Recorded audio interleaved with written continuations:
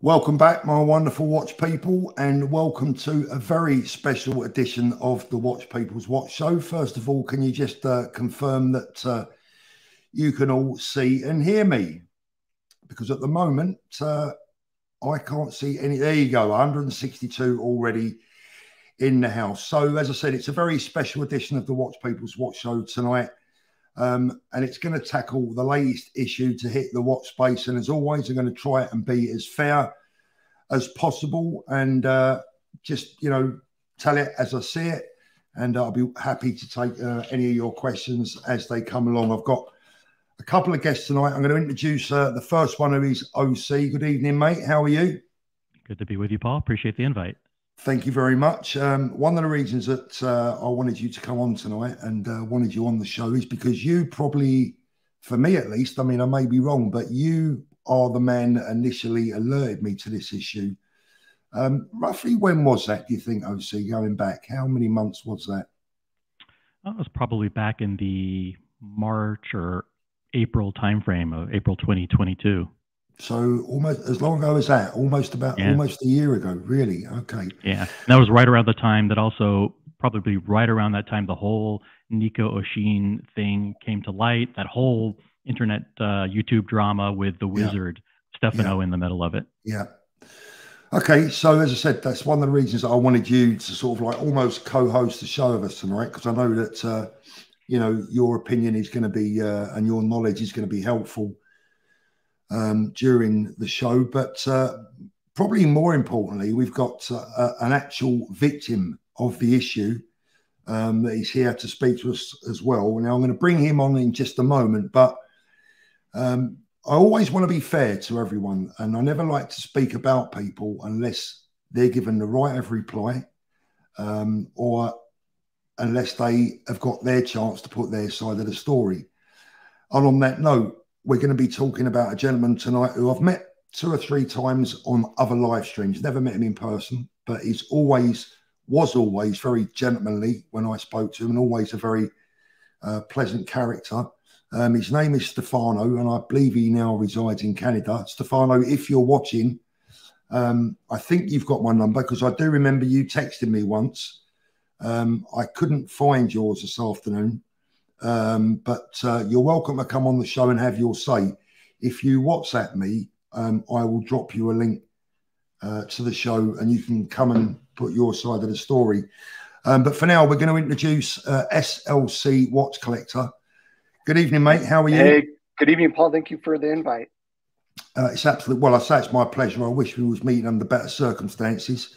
Yeah. OC, I'm going to let you take over at this point. What have you? What would you like to say to start off with? Yeah, well, just SLC, thank you for coming on.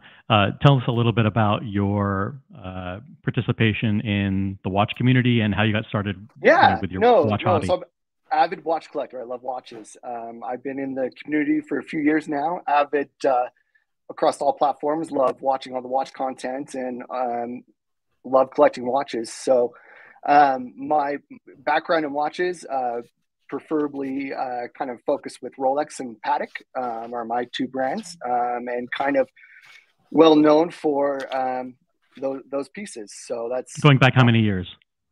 So 5 with the high horology. I'm 18, 19 with other brands as well. And given your username, I think it's safe to say that you're giving away the fact that you're in the Salt Lake City area. I am giving. You've doxed yourself. You've doxed yourself. Oh no. Yeah. So and then, how many pieces do you have in your collection? And you said primarily Rolex, but give us a few examples. Rolex and Patek. So currently, right now, 5712, 5167, 5170p, 5960, 5235. What a collection! And then Rolex.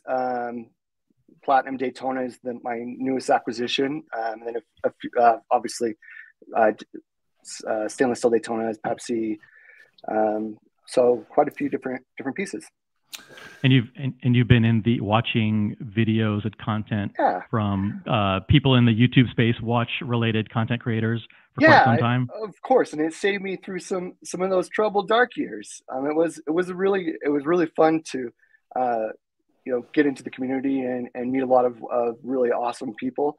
So yeah, it's been, I have. You want to name channels by name? You just some of the content that you regularly consume? Sure. Yeah. If that's okay. I love, obviously the guys, Gentleman's Hangout is one of my favorite go-tos. All those guys are really close friends. I love, watching, Tim. So watch Tim forever. I've watched a little bit of the Archie stuff too, but it gets a little too drama. I'm not a big drama guy, but like to hop on and watch that every once in a while. I watch Paul all the time, and all his videos, and Roman and all those guys. So I watch it all.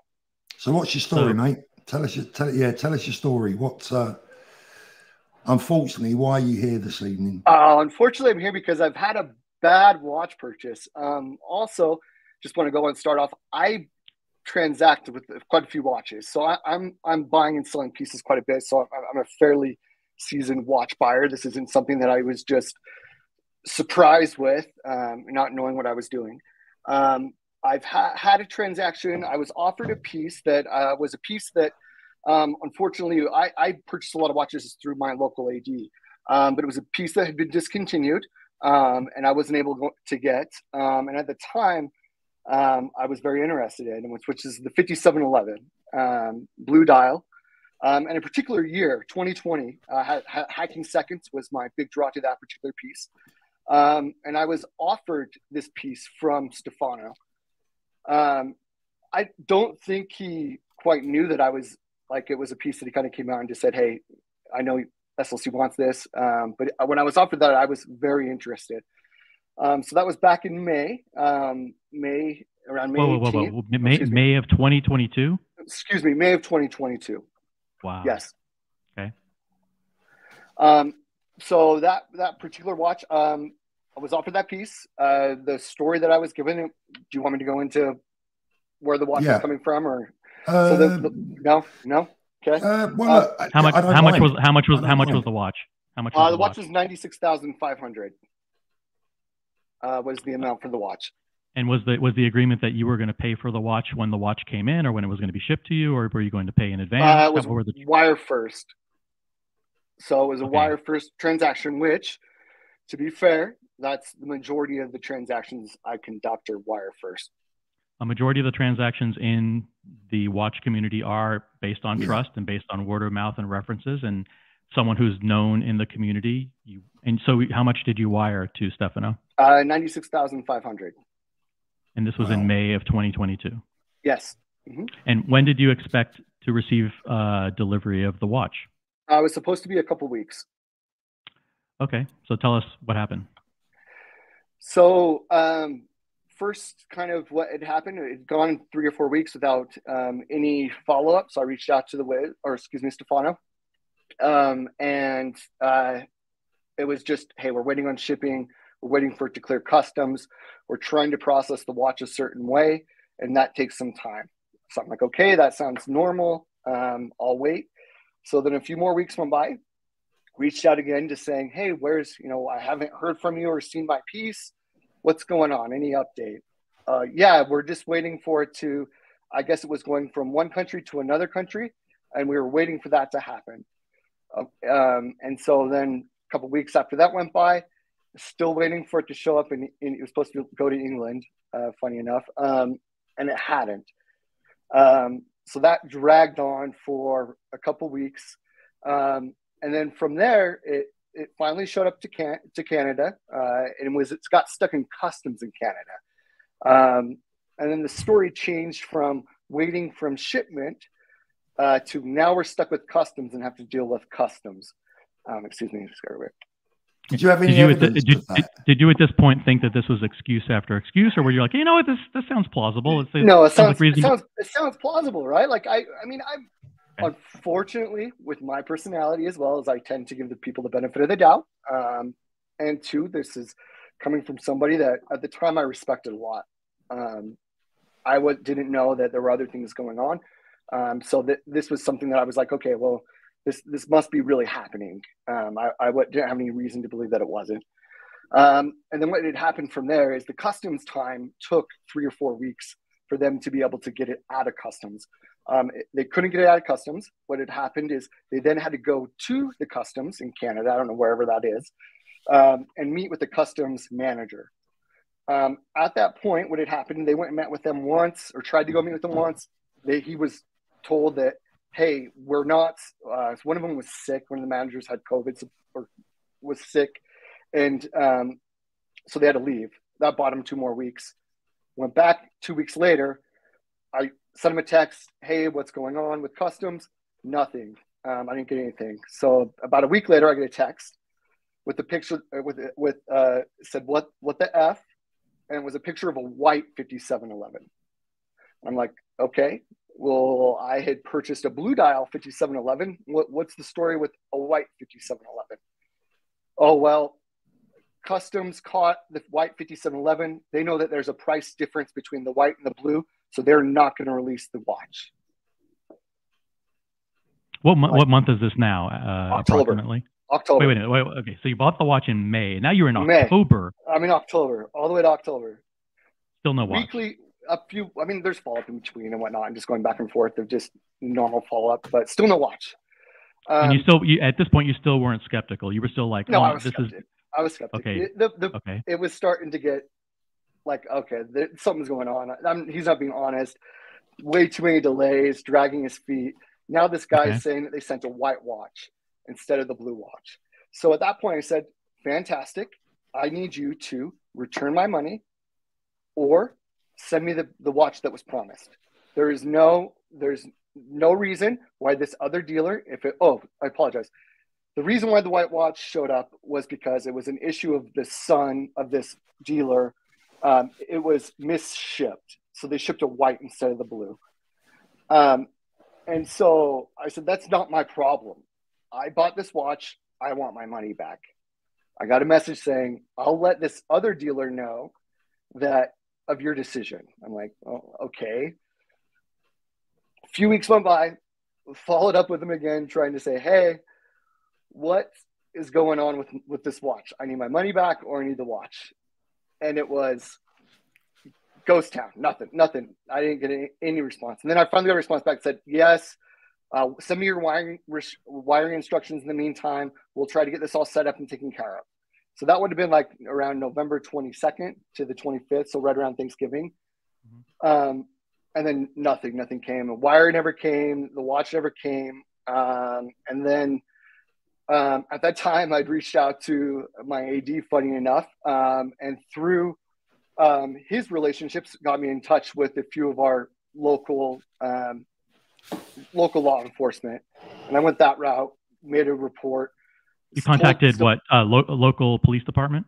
Oh, yeah, Internet Crime Task Force Division, Attorney General for here locally, and our local police department. Did anything come of that? No. At this time, had you come across anyone else that was having the same problem as you? I did, yeah. Unfortunately, how early did that happen?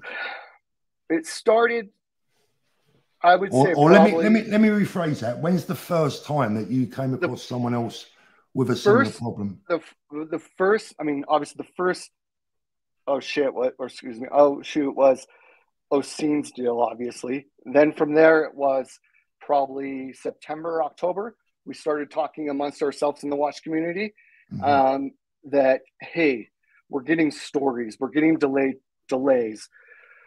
We're starting to get some payments back from Stefano, but they're trickling in. And at that point, I hadn't received any money back or anything back.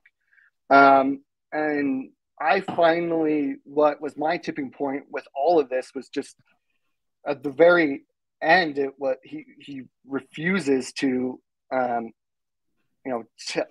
talk or indict whoever else was involved or talk about whoever else was involved. Did you say that dealer was in the UK? No, I've gotten told originally he was in the UK, and then it was somewhere else in Europe. But in all honesty, we probably feel that there is in fact no other dealer involved, that the watch probably never existed. I would assume so, yes. Okay. Just a couple of super chats. I just want to get through very quickly, but I want to concentrate on you guys because, you know, SLC Collector is the star guest tonight. Tim says, SLC is a great guy. It's awful to see what happened to him. Red Shovel says, why did people sit back and watch others getting scammed? Well, I think that's a good question and a very relevant one, but we'll come to that a little bit later on because that's going to be a fairly long-winded answer, I think. Thanks for that. So you started to discover other victims around, you say September, October?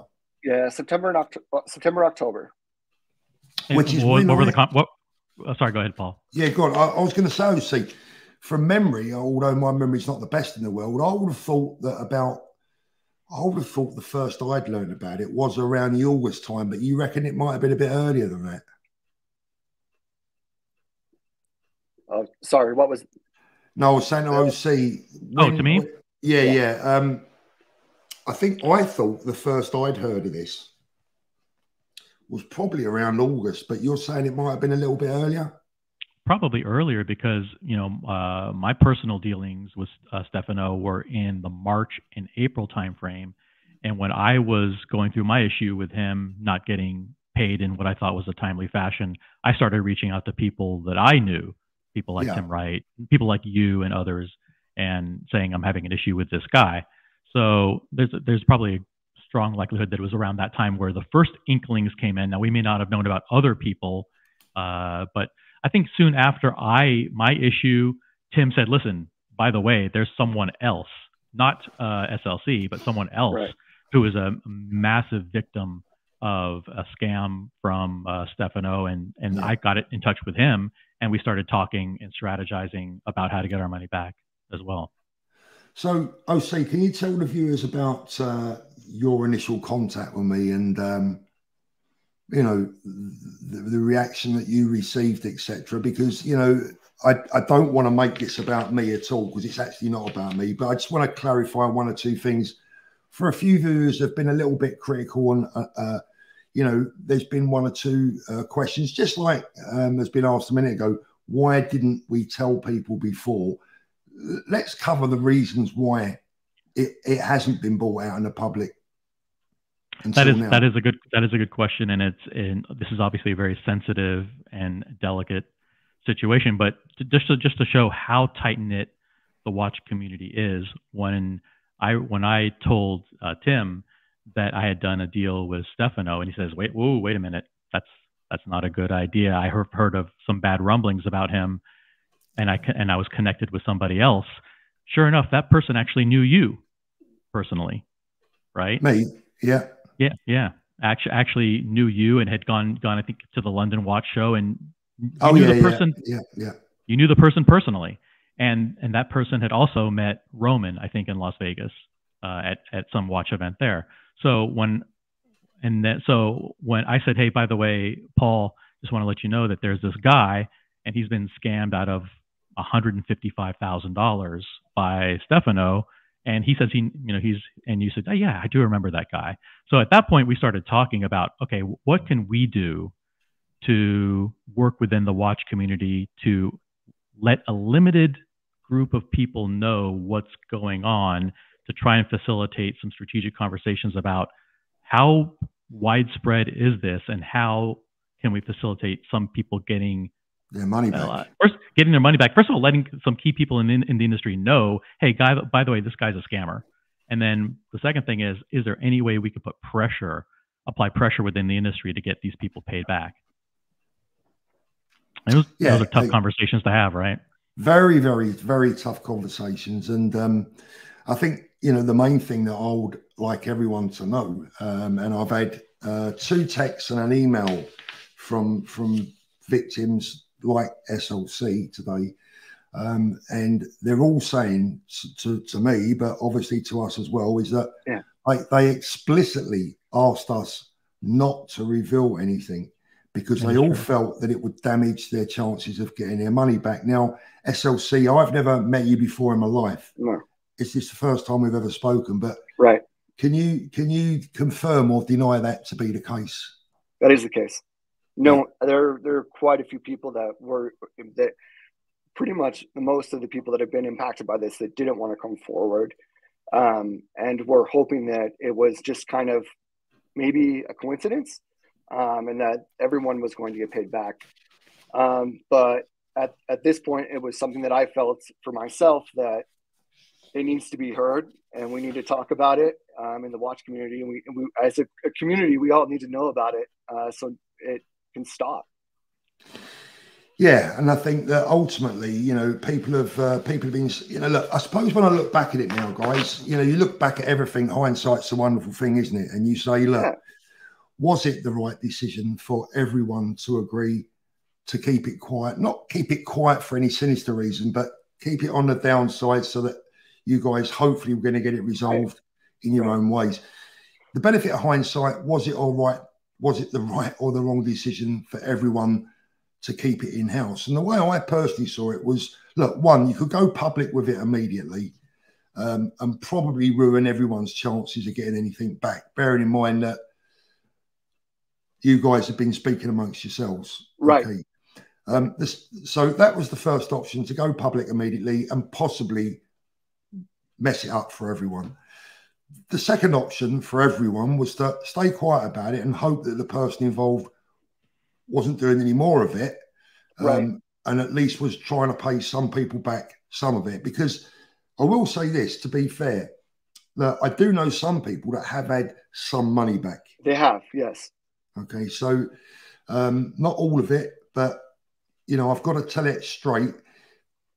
They have had some money back. After the pressure that was being applied, what was happening was Stefano was paying back some people in the form of watches. Like, he was paying back people with watches, not cash. And then some of the people who were scammed of smaller amounts were getting paid. I believe they were getting some payments back. So the feeling was the pressure was working. And then just to continue the timeline, SLC, like when you got to November and December, December is when you where things came to a head with you and Stefano. You're like, hey, I want my money back. And then he's basically ghosted you? Yeah, I haven't heard from him since December 14th. Can you tell me, SLC, because I have absolutely no idea, at what level of on what rung of the watch stealing ladder do you consider Stefano to be on? I would have considered him online retail, maybe running something out of his house or small brick and mortar. I know he had a small shop that he was working on. It wasn't anything crazy. From what I would envision him as is somebody that was in the community that was actually getting some pieces. He did deliver some pieces to some of the people. And so I kind of thought that, I guess I took the hook, line, and sinker on kind of the trust, thinking that, this guy's one of us in the community. He's trying to help, supply watches to us. We're enjoying this. This is something that we're all kind of in a hobby together. So I wouldn't have considered him a large dealer per se, more of just small. Which for me, unfortunately, tells me more about your honesty than perhaps his, because my view is always this: if you're a genuinely decent and honest person, you tend to feel that way about other people as well. You always tend to see the good in people rather than the bad. But playing devil's advocate, and it's not a nice question to ask you really, but do you think that maybe, given the benefit of hindsight, that you maybe should have checked him out a little bit better? Yeah, for sure. Of course I should have. I shouldn't have. The few things I should have done is try to reach out to a few other people to see how their interaction has been. Yeah, I agree. Rachel, I know in my specific case, I actually didn't do that. I actually didn't do the due diligence or the reference checks, because again, this is someone who was appearing on the panels of YouTube shows all the time. So this is someone who he would talk routinely about the pieces that were coming in. I got this Richard Mille, I got this Patek Philippe, and I'm shipping this to this person, and here's the market conditions and the prices. He came across as very knowledgeable and very intimately involved. And he would always say that I'm backed by this person, and and things like that. So you felt a level of comfort. He always say, I've been in the business for decades, and I know this person and that person. So you almost kind of took it at face value that if he weren't on the up and up, how could he be on these panels? How could he be talking to so many people, right? Right. Red Shovel says this vouching honour system is knackered. I'm going to disagree there, and I'll tell you for why. Going back to what you just said as well there, OC, is that, look, talk is cheap. Look, I can come online tonight and tell everyone that I'm best friends with the King of England and that we regularly go out and have dinner together and that he'll vouch for me. That's true. But unless you ring up the King of England to double check that I'm guaranteeing any one particular transaction, then those words really mean nothing. And just because someone is on YouTube putting their face out, it doesn't necessarily mean that everything they do is legitimate. Because, I mean, thankfully, we live in a world nowadays where if you are up to something, you're not going to get away with it for very long, because there's a lot of people out there that's going to make, going to make a song and dance about it. One thing that I will say is that I am mindful of, and I'm not in any way defending his actions. I just wonder if his life-threatening illness, etc., has played any role in his decision to do what's being done. I mean, I've always found him, whenever I've met him online, as always, like you guys have always found him to be a very amenable, nice, likable person.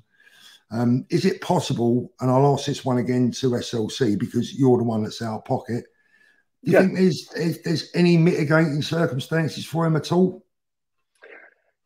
I'm not sure, to be 100% honest. I think that if he would come clean and mitigate this with everything and just say, hey, I messed up, this was a bad call, and this is my plan to repay everybody.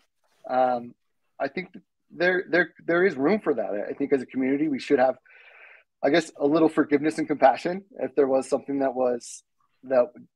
did happen that put himself in a bad position. But running away from it just makes you look like a fraudster. I agree. Toyota Mo, SLC is a good man and no one deserves this treatment. Toyota Mo, I 100% concur with that statement.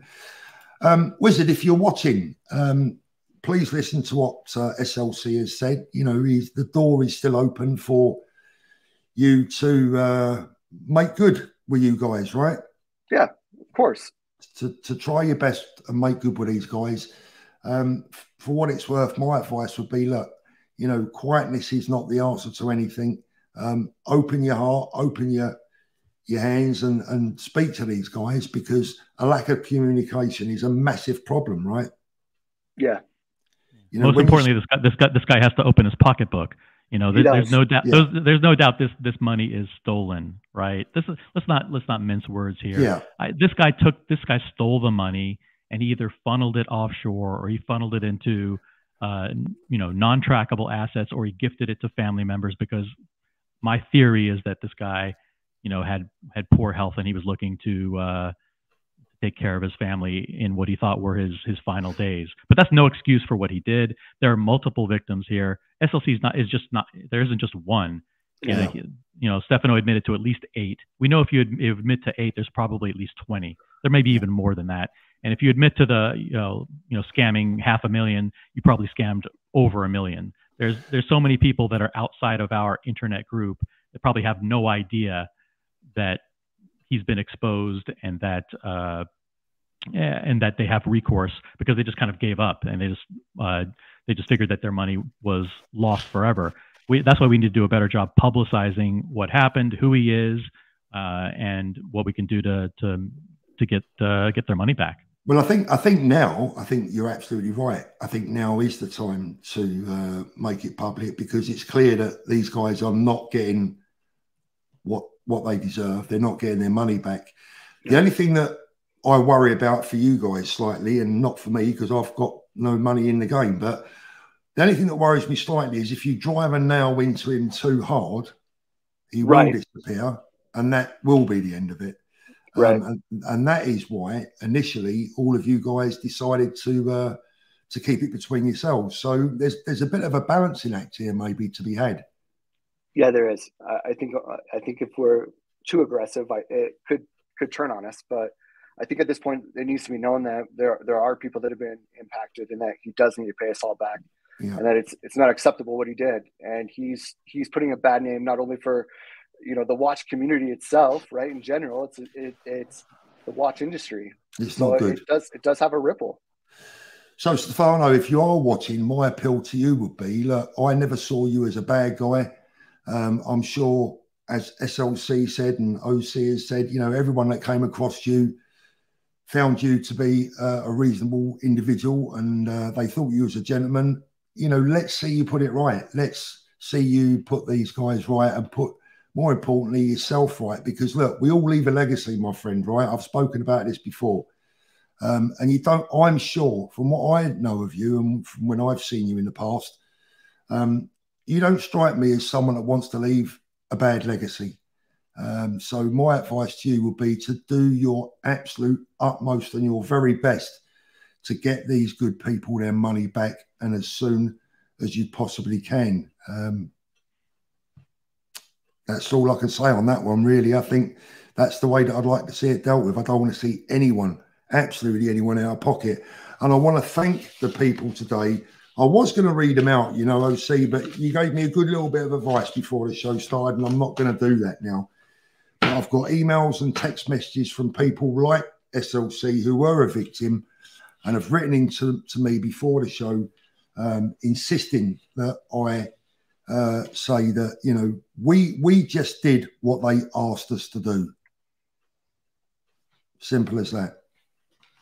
Everyone concerned. It's tough because the timing of how much you reveal and by what channels you reveal it was always a major concern, because the huge dilemma for the people who had been scammed, SLC, and maybe you can speak to this, and the viewpoint of your friends, right, is that the more you expose, the perhaps less chance that you might get your money back, but at the same time, the less that you expose, the higher the probability that additional people would be scammed. Catch-22. Right?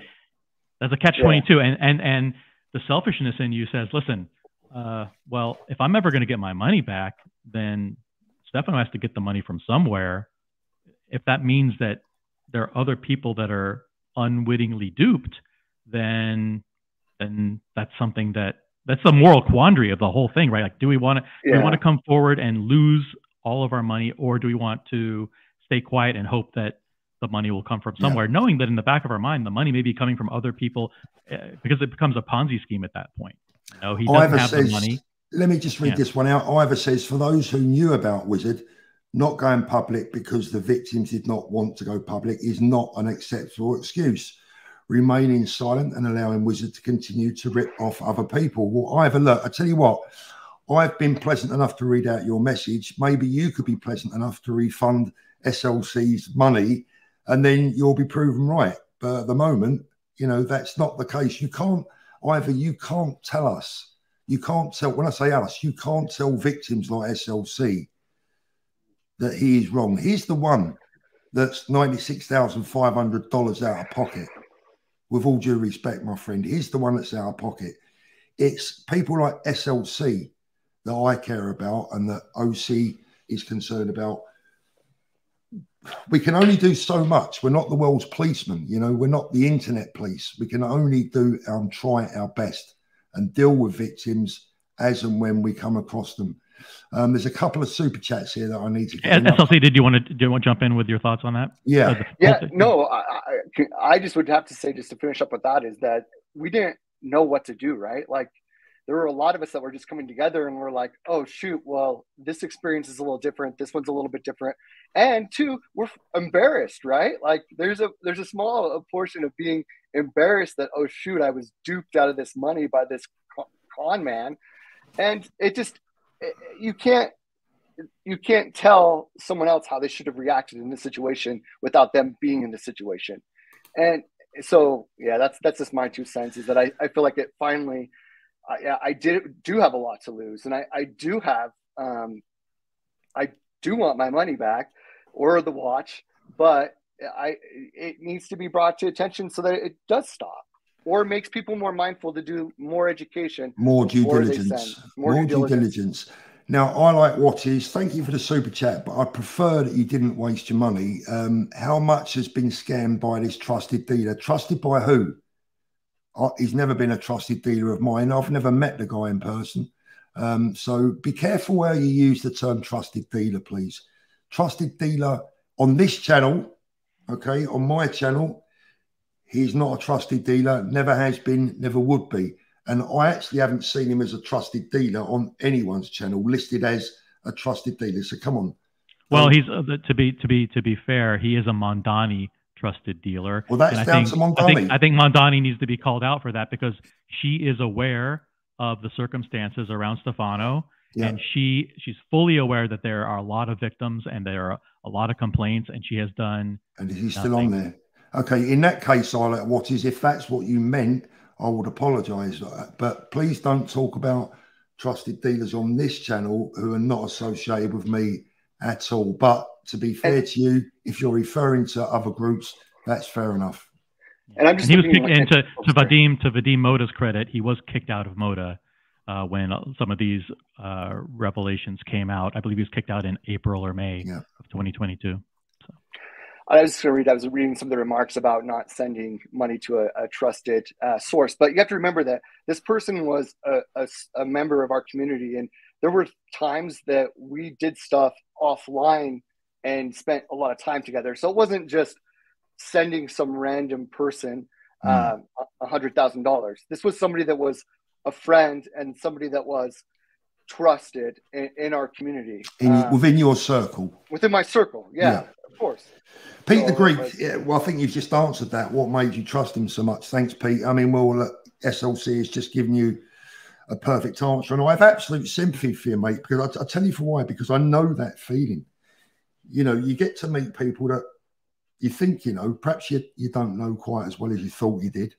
Right. And like I said to you, I think, to be honest with you, and I'm not being patronising when I say this, but it actually says more about your good character than about anyone else's. The fact that you've been willing to send $96,500 to someone you don't really know tells me that you're a bloody good watch customer. I'd like, but Paul, you know that. Paul, you know, I'd love to have you as a customer of mine. Yeah, go on. There's something that happens every hour of every day in our community, right? Through dealer chats and websites and yes.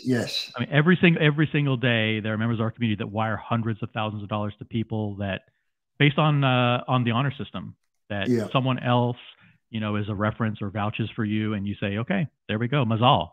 It's something that has been passed down from the jewelry industry for generations and centuries.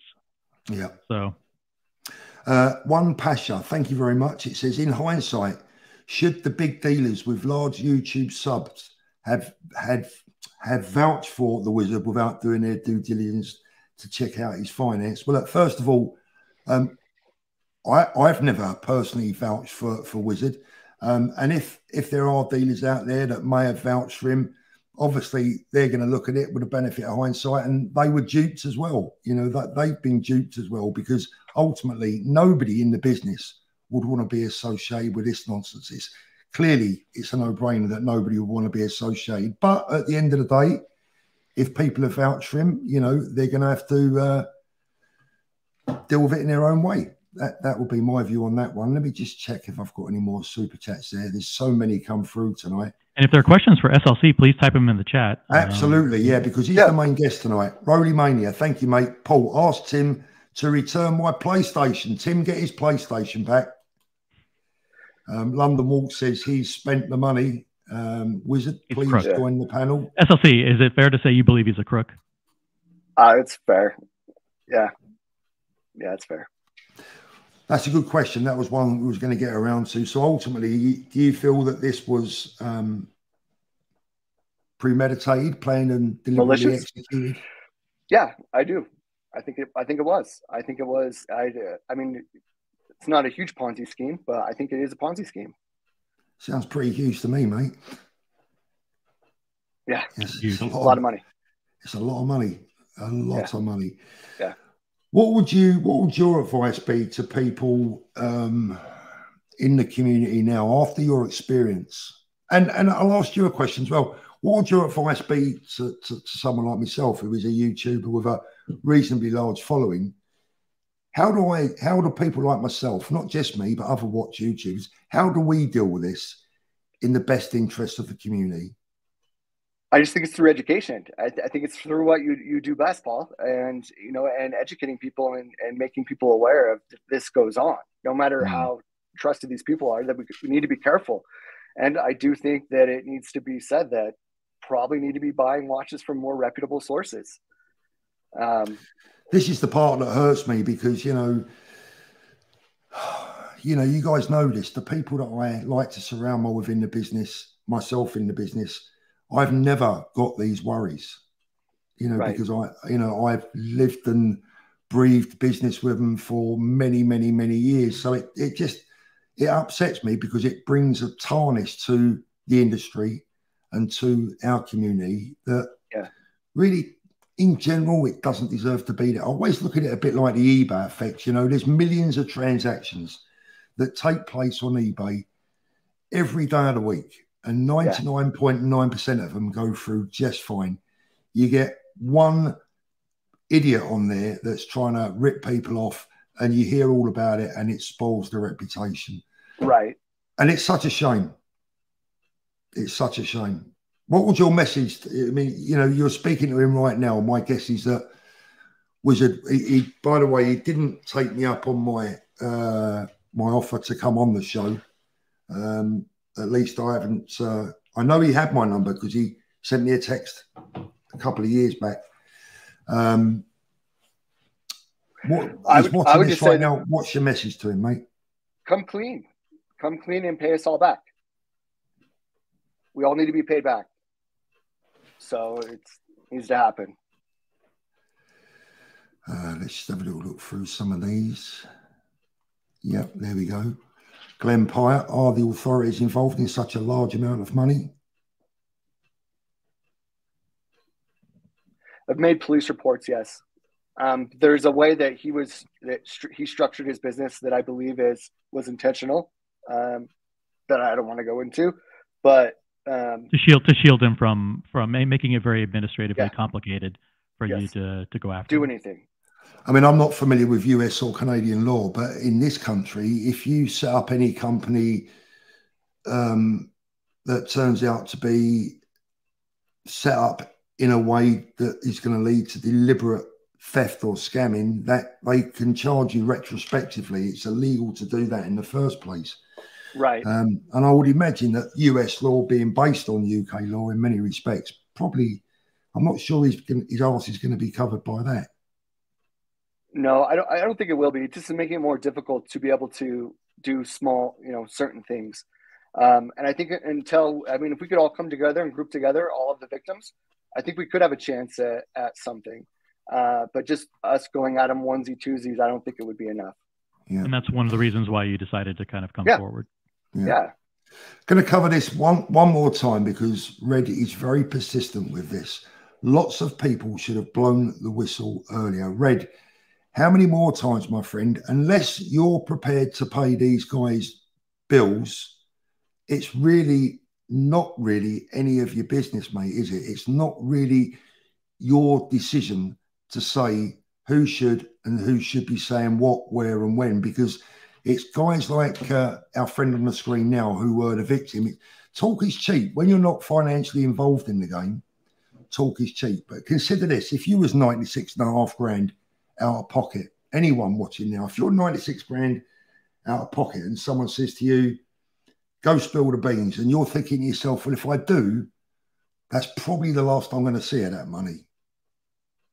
Let them think about that for a minute. Deep in their heart, would they hang it out for every last chance of getting their money back, or would they just go, yeah, I'm going to tell the world, don't worry about my money? We all know the answer to what that would be. And the data actually supported the fact that the behind-the-scenes pressure that was being applied was having some results. We had one of the victims who was paid back about $50,000 worth of what he was out. So there were signs that it wasn't a lost cause. Yeah. Only when we started getting indications, in the December timeframe over the past couple of months that more people were being ghosted. The slow pays had become stop pays. Yeah. And that situation had gotten worse. That's when some of the people felt like, wait a minute, maybe it helps to now go public and apply more public pressure to ensure that, number one, the people who are close to him who have deep pockets can step in, stop what's going on, and perhaps help facilitate the repayment, and And number two, make sure that nobody else gets scammed. Yeah, and to back that up, the last 2 messages that I've had about this from victims were, one has got 4 of his 7,000 back, and another guy who I can't name was also been paid back fairly significant amounts, not anywhere near all of his money, but not to be sniffed at. So that people were getting their money back, and I'm sitting back thinking, well, hopefully this might be working, but obviously it hasn't. Yeah, but at the end of the day, Paul, I think you and I know that how money was coming in to pay back the people who were previously scammed was from new victims, and that's the moral quandary, right? Yeah, I think that's the thing. Yeah, eventually we have to put an end to it. And yeah, it's like a pyramid scheme, isn't it? Yeah. Right. Diego M, if there are any victims of Wizard who blame OC or anyone else for not warning them, even though they did, step forward now. Otherwise, enough of this crap. Red. Thank you for that, Diego. Appreciate that. It's very easy to preach the moral high ground when you're not involved in something. Yeah. And a lot of I got a lot of heat in the August-September timeframe when I started posting Instagram posts that were veiled indications that the Wizard, aka Stefano, was not on the up and up. I pretty much said that he'd been banned from Moda, that you shouldn't ship him your watches, and you shouldn't ship him any money in advance.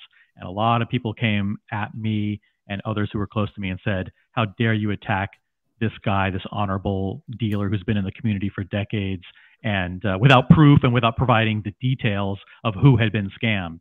And there, at that point, it was a fine line between planting the seeds and letting people draw their own inferences, because again, the victims themselves said, we don't want you to spill all of the details because we are getting slow paid. Yeah. Paul, good friend of mine, Paul Stevenson, says, Paul, don't be so nice to him. He's a thief. Paul, look, you're right. But like I said, I think sometimes you have to be a little bit crafty when you're trying to catch a monkey, right? You have to, give them a chance, give them a little bit of bait, and hopefully they come back in. I think that. Yeah, I won't. He's a crook. He's a crook. He knew what he was doing. He's probably gone now. He's probably gone now. But look, we want to try and give him his chance. I have no sympathy. I have no sympathy for him. No, me neither. None whatsoever. The only sympathy I have is with these guys. Standing alongside SLC in all he says, I am in a familiar position, but to a far less degree financially. Fortunately, I have received some funds back. Well done, SLC, for representing us all. Thank you very much, Mark. I appreciate that. Thanks, Mark. The opinion of Mark, who had skin in the game, is far more important than the people who are the people on the sidelines, just being preaching armchair quarterbacks. Yeah. What a shit show. Yes, indeed. I hope you're not talking about this show, but on that note, guys, if you haven't already hit the thumbs up tonight, I would really appreciate it. A thumbs up is always useful to the channel. We have given up our Sunday evening to bring you the best of what we can bring you. Happy to catch up with any more questions. Let me, if I look a bit vague at times, it's because I am trying to listen to what the guys are saying with one ear and read the questions coming through on the right. I think this is, the route I will be looking at now. No Rolex, no sex, never mind the lawyers. This is criminal. Need the police involved. It was a deliberate scam. I think that is, I think that's probably where we're at now.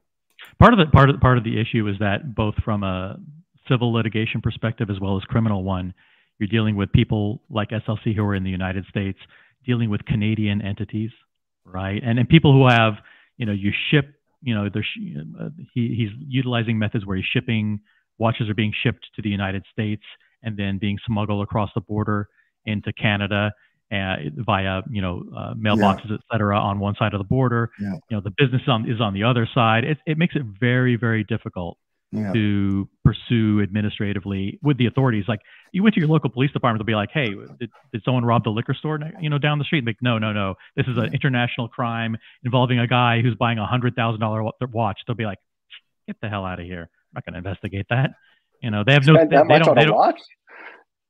Exactly. Voulez-vous says, Paul, this isn't your fault, but if it happens in the future, wouldn't it be better to shine the light sooner and get the pressure on the scammer to pay? Like I said, with the benefit of hindsight, look, you might be right. I hope it does never reoccur. But the problem is that when you're dealing, and to be fair, I never dealt with SLC at all. I don't think. Right. We haven't spoken before. We've never spoken before. No. You know, I have to respect these guys' wishes. And, you know, when you're 96.5 grand down and you're talking to a guy on the phone and he says, Paul, don't say anything at the moment. It's going to really ruin my chances if you do. You tend to respect that. Yeah. You tend to respect that. And I always pay, you know, if I'm talking to someone and someone asks me not to say anything, then they have my word that I'm not going to say anything. And OC has pretty much been through the same, right? Yeah. You know, I know for a fact that you've wanted to spill these beans for a very long time. You've been busting at the gut to let it go, but I've been talking to a lot of the victims. I've been checking in with them periodically, sometimes every couple of weeks, to see what's going on and monitoring their progress. I was one of the lucky ones that got paid back, you know, in full. You know, I was made whole, but I had to be very sympathetic to those like SLC and others who were out considerable sums of money and wanted things done in a particular way. At the end of the day, though, you know, there's a straw that breaks the camel's back, and we have to say enough is enough. Well, name and shame. The guy's name is Stefano Della Costa. He goes as justintime.ca or the Wizard. He's a crook, and don't send him your money or don't send him your watches. And I don't want anybody to think that we're being soft or we're giving him excuses or that we giving him a chance. This guy owes everybody, and we shouldn't rest. And by the way, the people who support and vouch for him and did deals with him within the community, Paul, this isn't your position, but it's certainly mine, need to come forward, take responsibility for this, pay these people back what they are owed, and make all of these victims whole. And I would only add to that, it depends on what the vouching was for. You know, let me just clarify to me what vouching means. Okay, so if someone rings me up and says, Paul, I want to take Paul OC wants to buy a watch from me, and it's 50 grand, and he says that he's going to vouch for you financially. Is that right? If I say yes, then I'm responsible for that debt. If you have asked me directly, will I stand on that debt and pay if the other guy doesn't pay? On the other hand, just saying, yeah, I know him, he seems a good guy, that's not a vouch. People have to understand what vouching for someone is. And I'm afraid that there's been too much of this not only in this business, but also in the jewelry business, where someone says, like, OC, if someone rings me tomorrow and says, Paul, do you know OC? I go, yeah, I know him. Yeah, he's sound. That's not, if he doesn't pay his debts, I'll pay him for him. Yeah. And people have to understand. It's tough because these people are on YouTube. Yeah. Right. And there is a track record of what you've said. And there are YouTube videos and live streams that go back months and months and months. And so it's easy to go back and see what people said about other people.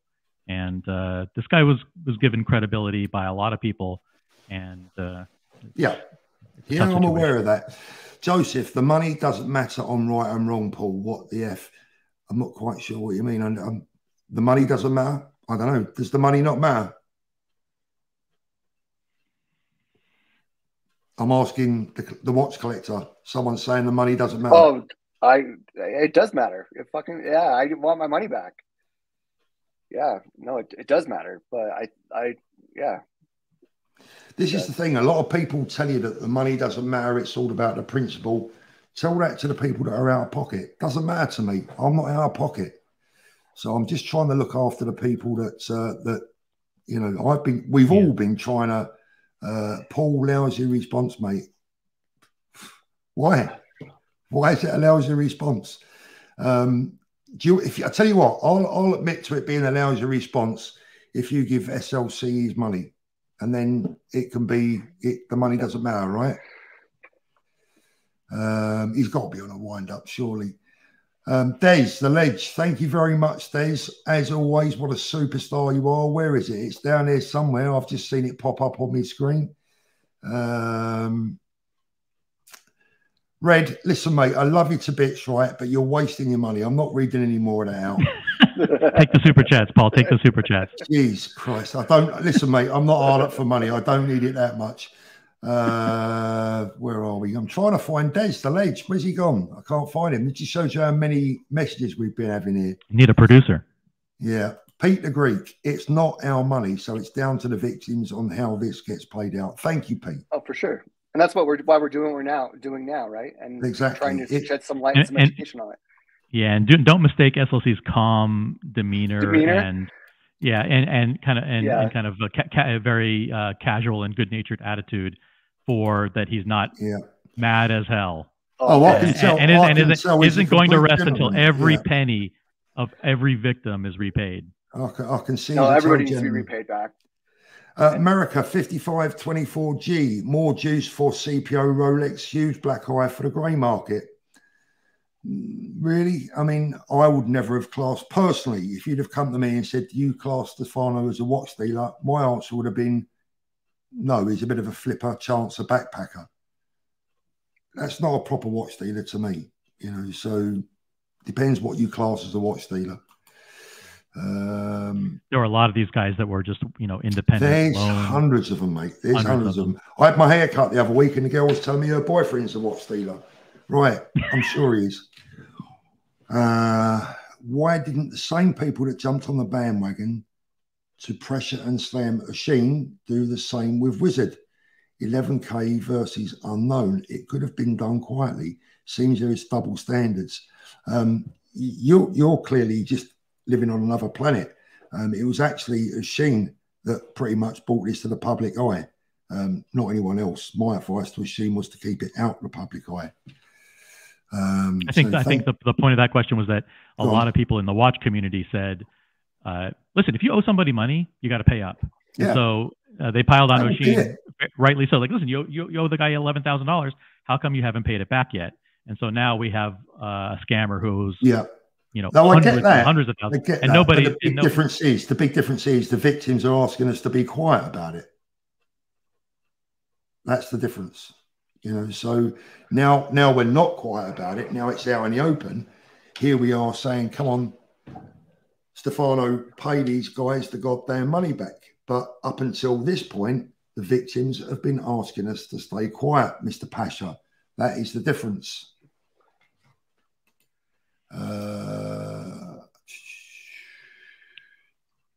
Sorry, I do really appreciate you and me trying to bring this attention to your audience. I think it's important that as a community we somewhat stick together and try to figure it out and get everyone paid back.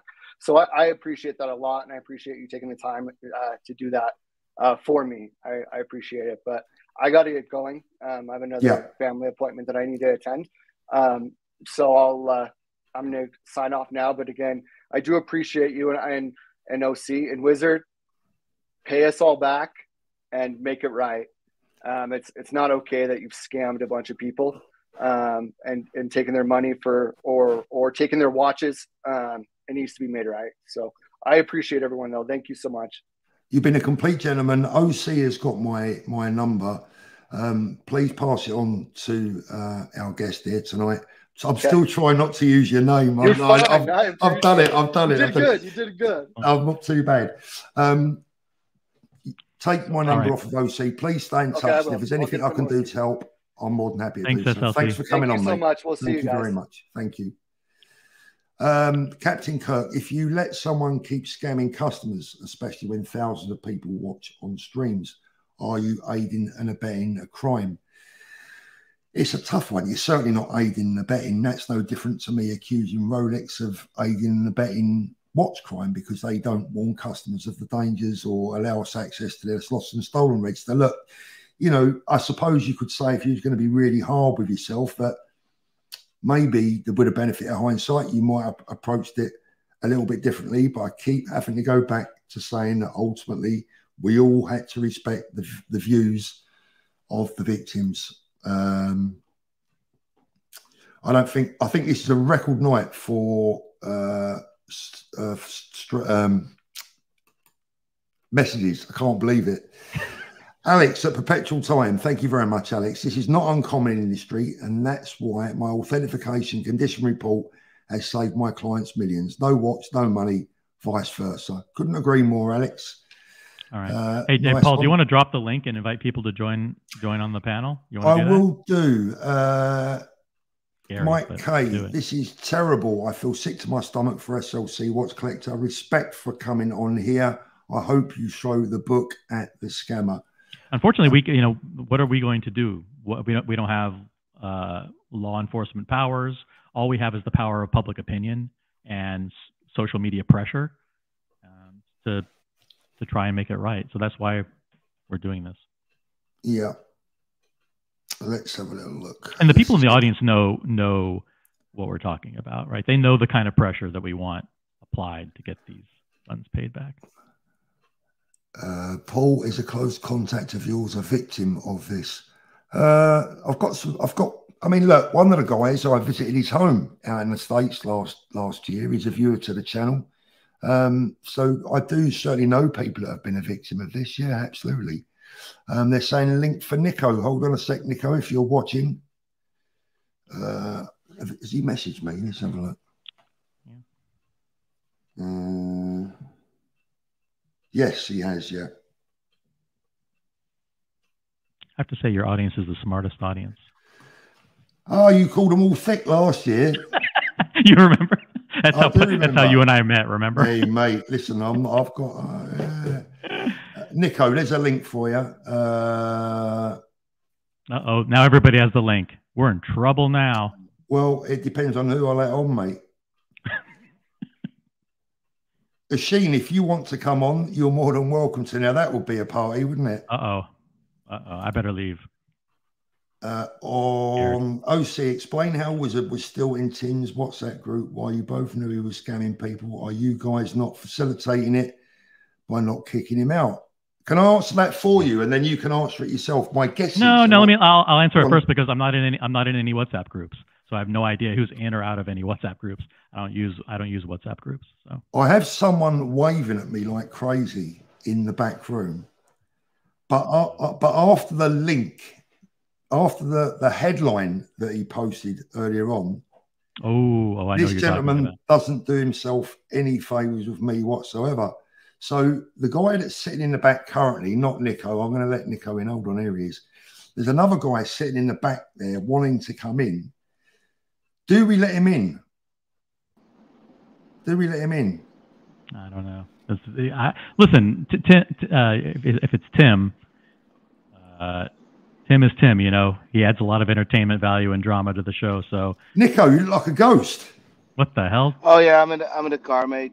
Yeah, but let's put it this way, right? This is a fucking insane thing. This is the first time I actually hear about this. But I just offer my help. And even if we have to travel to Canada to get fucking justice, I'm there. We'll document it and we'll get his money back, regardless. That's what I offer. Fuck that shit. That is a fucking disgrace. This is someone with whom you worked. You did, the whole Nico Oshin drama would never have come to light if it weren't for what this Stefano did. He lied to Oshin about the buying the watches, and he lied to you about everything. So listen, I don't know Stefano. I haven't spoken to him in about 6 months, right? I don't really know him that well. I only know him from a few streams, and he was very kind to Marco at the time. That's it. And whenever we done that deal, that would whatever it was, that's the past. But that really fucked me off rightly. And now I hear this shit. And I know 6 months ago he owed Roman a lot of money. That's what I know. And I haven't spoken to the Tim and OC show, by the way. I haven't heard his name dropping in many months. So boys, we have guys. Can I just say, listen, we are about to take part in the Watch YouTube's world. The most exclusive live video ever, because I am gonna bring someone else onto the channel. Tim, I hate to say this to you, mate, but I'm going to have to kick you off for a second. What? Not for long. I'm going to kick you off for a minute because I've just got to bring this person in. Hold on a minute, mate. Am I getting kicked off too? Ooh, okay, here we go. Why'd you kick Tim off? Why'd you kick Tim off? Well, because there's only really room for 4 of us at the moment, and I want to keep this. Like, if we have, I had too many people on last week, and it kind of spoiled it. He can come back on. This may be kind of exciting, man, but it's not exciting for me. I take no pleasure coming on here, none whatsoever. But I'm here because I think it's disgraceful. What's disgraceful? Yeah, there's a word you haven't fucking said the entire evening. Go on, what's that? Roman. What about him? Roman backed Wizard. He vouched for Wizard. He vouched for Wizard. I have the fucking proof. He vouched for this shitbag here on the other side of the screen too. Plenty. This is a cesspool. That poor gentleman who was just on before I got ripped off for his 96,000. I feel fucking terrible for you because you're not being helped by the right people here. You guys are all in cahoots. Paul, you did not denounce this dude. It's been a year, man. Of course I didn't denounce Machine. I was asked Wizard. not to. You knew, yeah, well, they ask because they want their money back, but that's not a moral stance at all. In the meantime, how many other people, how many other victims were there of these rat bags? Do you want plenty? It's musical chairs. You want your seat, your ass on a fucking seat. I hear nothing. But you leave the other people without a chair. That's not right. Shane, one sec. Nico, can you still hear me? Because I can hear you talking. Barely, mate. Barely, mate. I'm in beautiful Dublin. It's fucking horrendous. Okay, Shane, listen. I have a text message from a victim here that says you knew in August. I was telling everyone. About Wizard, about this shitbag. I was telling everybody. I was being attacked because of 9 fucking grand that I was still outstanding. Which, by the way, for all the stupid shitwits in the audience right now, was completely paid off. And so was Spencer. I kept it nice and quiet because I wanted to see who was in cahoots with whom. You guys should be ashamed of yourselves. It was disgraceful. Roman Sharf has been backing. This guy pulled his antics on me last year. Roman Sharf was the first person to come on and defend him. I was contacted by victims of the Wizard, and I asked, why on earth did you give money to the Wizard? Why did you do that? And they all said, because Roman Sharf backs him. Well, He vouched for him. He's been vouching for him, and you did not. And you proclaimed to be the police officer, the father figure. The man who's reporting on watch crime, on watch corruption. Yeah. And yet it was right under your fucking nose the whole time, and you didn't bother to tell anybody. You didn't bother to tell. Listen, don't give it that with me. Don't try and come on here and make me like I'm some kind of bad guy, right? I did what the victims wanted me to do. Don't even get me, mate. Listen, you're welcome on this show, but if you want to get involved in a row, I want to tell the truth. I'm here to tell the truth. So let's tell the truth. Do you want to tell the truth about you? Do you want to take the? Should we tell the truth about you? Is this what you want? Is this the way you want to? Okay, so you want to turn it back on me and talk about some other stuff in order to deflect the accusations that I'm making? Everything is about you. You see, there you go. It's just an ad hominem attack against me. Brilliant. Are you going to answer the fucking questions? How many times have I mentioned you this evening? On this stream? A couple of times. Once or twice. Or so. Somebody wrote I said you're welcome to come on. Okay, that's fine. That's it. You're not welcome. This is irrelevant information. Stop blame at anyone's doorstep. I'm here to tell the truth. Your problems. I'm here to tell the truth for anybody watching. Wizard is a mega scammer. He's been trying to fuck people for a long time. He has been successfully fucking people with the aid of certain people on this screen. What does that have to do with me? Well, you're talking about the subject. Where else am I going to go to talk about? I take no pleasure. Last night on your stream last night, you said sharks don't bite each other, associating me with Stefano. I've never met the guy in my life. You've met Roman. What's Roman? And you know that Roman's been vouching for him and protecting him this entire time. Roman on your show. No one has been vouching for. Yes, he has. Yes, he fucking has. Yes, he fucking has. And Wizard was a moderator on Roman's channel up until just a couple of days ago. Does that surprise you? Roman has a social media team of 20 people. He doesn't need to have a Stefano as a moderator, mate. Wise up. What are you talking about? It's a fact. It's a fact. It's a fact. You're just. You want to come on with your dream stuff? It's fine, mate. Let me ask you a question. Fuck yourself, you little shitbag. No. Listen, I'm not going to have that. Where's my money, you fucking absolute balloon? Nico, where's your money? Where's your money? You still haven't. Where's your money? Where's your money? You piece of you lump of shit. I feel ashamed to be part of the watch community with scumbag lowlifes like you in it. You lousy son of a bitch. I'm not finished with you. It's not about you. It's not about you. It's not about me. It's all about Stefano, right? And I feel that we can actually make your antics were protected by Roman. Just 5 minutes ago, Paul said that I made all that shit public. I did not. You did. Just go back. It's very clear. This is public information. There's no secret about it at all. You did. I'm looking for answers here. I'm trying to tell people the truth. The Wizard has been up to his shit for a long time. He was protected by Roman. He acted in concert with you, Nico, to try to fuck me. I never did a deal with you, Nico. Remember? There was no deal made. I made the deal with the Wizard. Well, I nearly got fucked by the same guy, and you acted in concert with him. And the man on the other corner here, I can't even point the right way because it's all in reverse, fucking backed you up and protected you and sided with you. I was dragged through the fucking mud, face fucking first, for $9 grand. This other guy's ripping people off of hundreds of thousands of dollars. We don't even know how much money it is. And yet, stumm, silence, tumbleweeds. Oisin, if you're going to listen, this is my show. You're welcome on it, but you're not going to take it over, my friend. So please be polite and listen to what other people have to say. It's on the right lane. It's hard information, man. It's hard information. Did you hear what I just said? It's very hard to tell someone that they're all shit. No.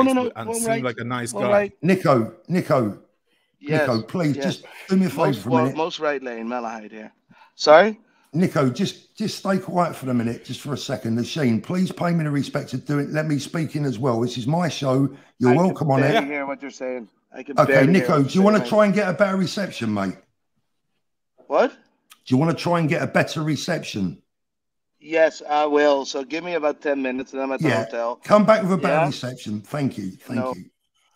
Asheen, right, okay, that's better.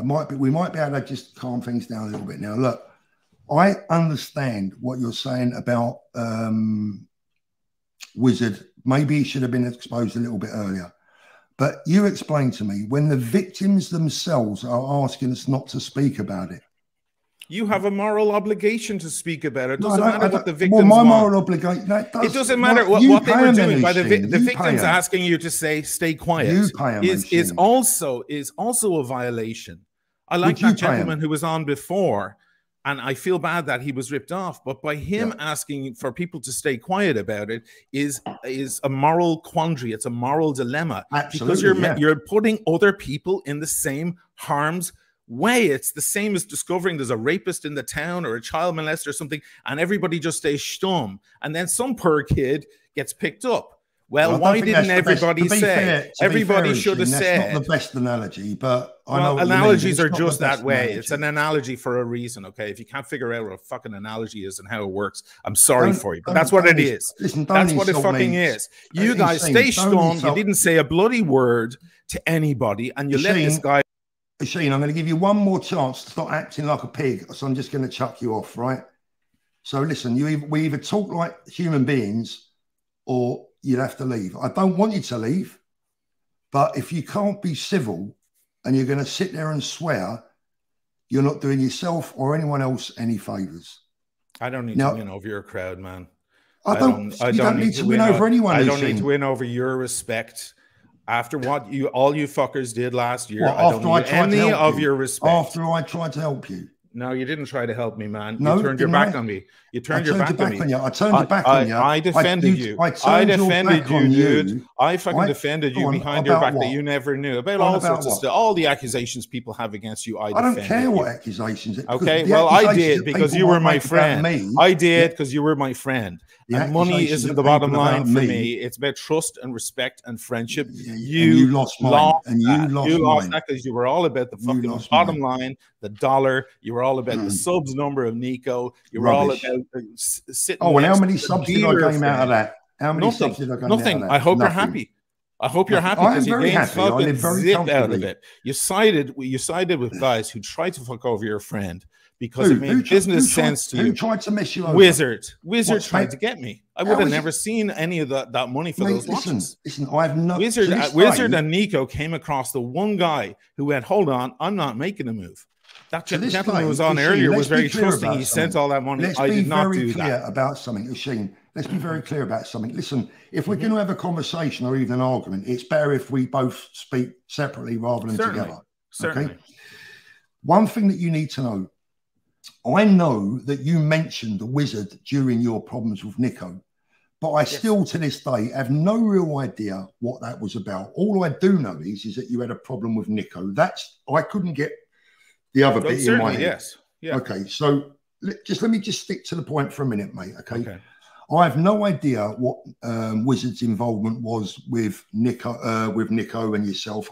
I'm not sure what role he played in it. What I do know is that there became a time when I felt that I was being pushed into a corner. I told you on numerous occasions, I've got the voice messages on my phone here, that I did not want you to fall foul of anything. I tried to protect you. I tried to look after you. I tried to advise you. I said, let's not get this out in the public. But you're one stubborn fuck. You would not pay. Go on, what are you laughing at? You would not pay, right? It's just because you would not pay. Too. That's all I just. You would not pay. I was paying. I was in the process of paying. When you give somebody a watch, then you give them 10,000, then you give them 7,000. You're in the process of paying. I was on the final lap of the payments. That was Spencer. But with Nico, I have messages. Mate, do you want me to play your own voice that says I'm not paying him? Dude, when he started threatening me and all of that, then it turned into something new. But by the end, he was paid. He was only offered 9. He was being paid. It was underway. The process was taking place. Person wants to fucking not pay you. They don't pay you anything. You tried to moderate, yes. You tried to moderate, yes. But can I ask you a question? Who tried to moderate to get your bill or the money that you owed? Who tried to get that down for you? I did. Come on, be a big man. Who tried to I'm being a big man. I'm being a fucking big man. Who tried to get that bill down for you? I did all the legwork. I spoke to Stephen, who's the real businessman behind Pride and Pinion. And we put out our deal between us. I was the one. In the end, if you're talking about taking it from 11 down to 9 because you're telling Nico to let go of the fact that his business partner rearranged the money that was owed because he saw it as the correct thing to do, well, then thank you very much. But it was the smallest of gestures because we were dealing with a pure psychopath who was screaming at the world. Are we going to agree that we're going to let each other speak? That's the first stage, I'm responding to the things you said. What else do you want out of me? Well, I'm going to ask you some questions. You said you're not going to hide anything, so I'm going to ask you some questions. So you do agree that on your behalf, I tried to get your bill down? Yes or no? You spoke to Nico to get him to re-agree. Is that your way of saying yes? If I say just a straight yes, the people who are watching who are interested in this information might think a different thing than the exact thing. So I have to clarify the exact thing. Okay, let me ask you another question, and you're more than welcome. I'll give you the time to answer it the way you want to answer it. Did I one night sit at my computer and try and transfer? I can't remember, to be fair. You might remember. Was it 24,000 euros? Yes. Yeah. Did I try to transfer you 24,000 euros one night? Yes. And how much was I charging you for that loan? I don't know. We never got that far because it just didn't work. Come on, Lucien, please be honest. You know I said to you, I don't want anything. It was a favour. We never got that far. I'm sorry. We never got that far. We Really? got to the point where we got to the point where you said, I don't like this Nico guy. He's not a real dealer. I don't like him. I don't want to have anything to do with him. I'm going to help you out. And I said, that's fucking awesome, man. Then you had an issue because I would have rather pay you off than pay off this other guy, because at the time we were on good terms, me and you. Then you had a technical issue, wouldn't go through. Then you had some other personal stuff that came about during the week after. And I said, okay, listen, you're not in the position. Let me just deal with it anyway. Thank you for the gesture. And we moved on. Okay. This was all previous to all the shit that went down. And okay. Now, I don't mind you talking about this. I'll answer any question, but we are drifting slightly off the point here. Me and you have our own grievances. But right now on this show, aren't we talking about Wizard? Aren't we talking about the people who got ripped off? Mate, not anymore. No? We're talking about me and you now. Okay, that's fine. Okay, that's fine. We're talking about me and you now, Nick, Oisin, because to this day, I've always, what's the right word? I found it very difficult to dislike you. You're a very likable and convincing character, but I'll say I don't put people over, man, and I don't step away from them. Well, and listen, I'm a loyal chap. I'm a loyal person. Why are you associating me last night with a shark? And I believe in friendship, and I believe in loyalty, and I believe in standing by one another, even during the hard times. And I don't put cash before friendship. I never. And that's why I'm very likable. Give me 1 second. I'm going to grab a cigar for 1 second. Yeah. Okay. I do put cash, for people watching now, I do put cash before friendship to some degree, especially when my friends are losing the cash. Let's have a look.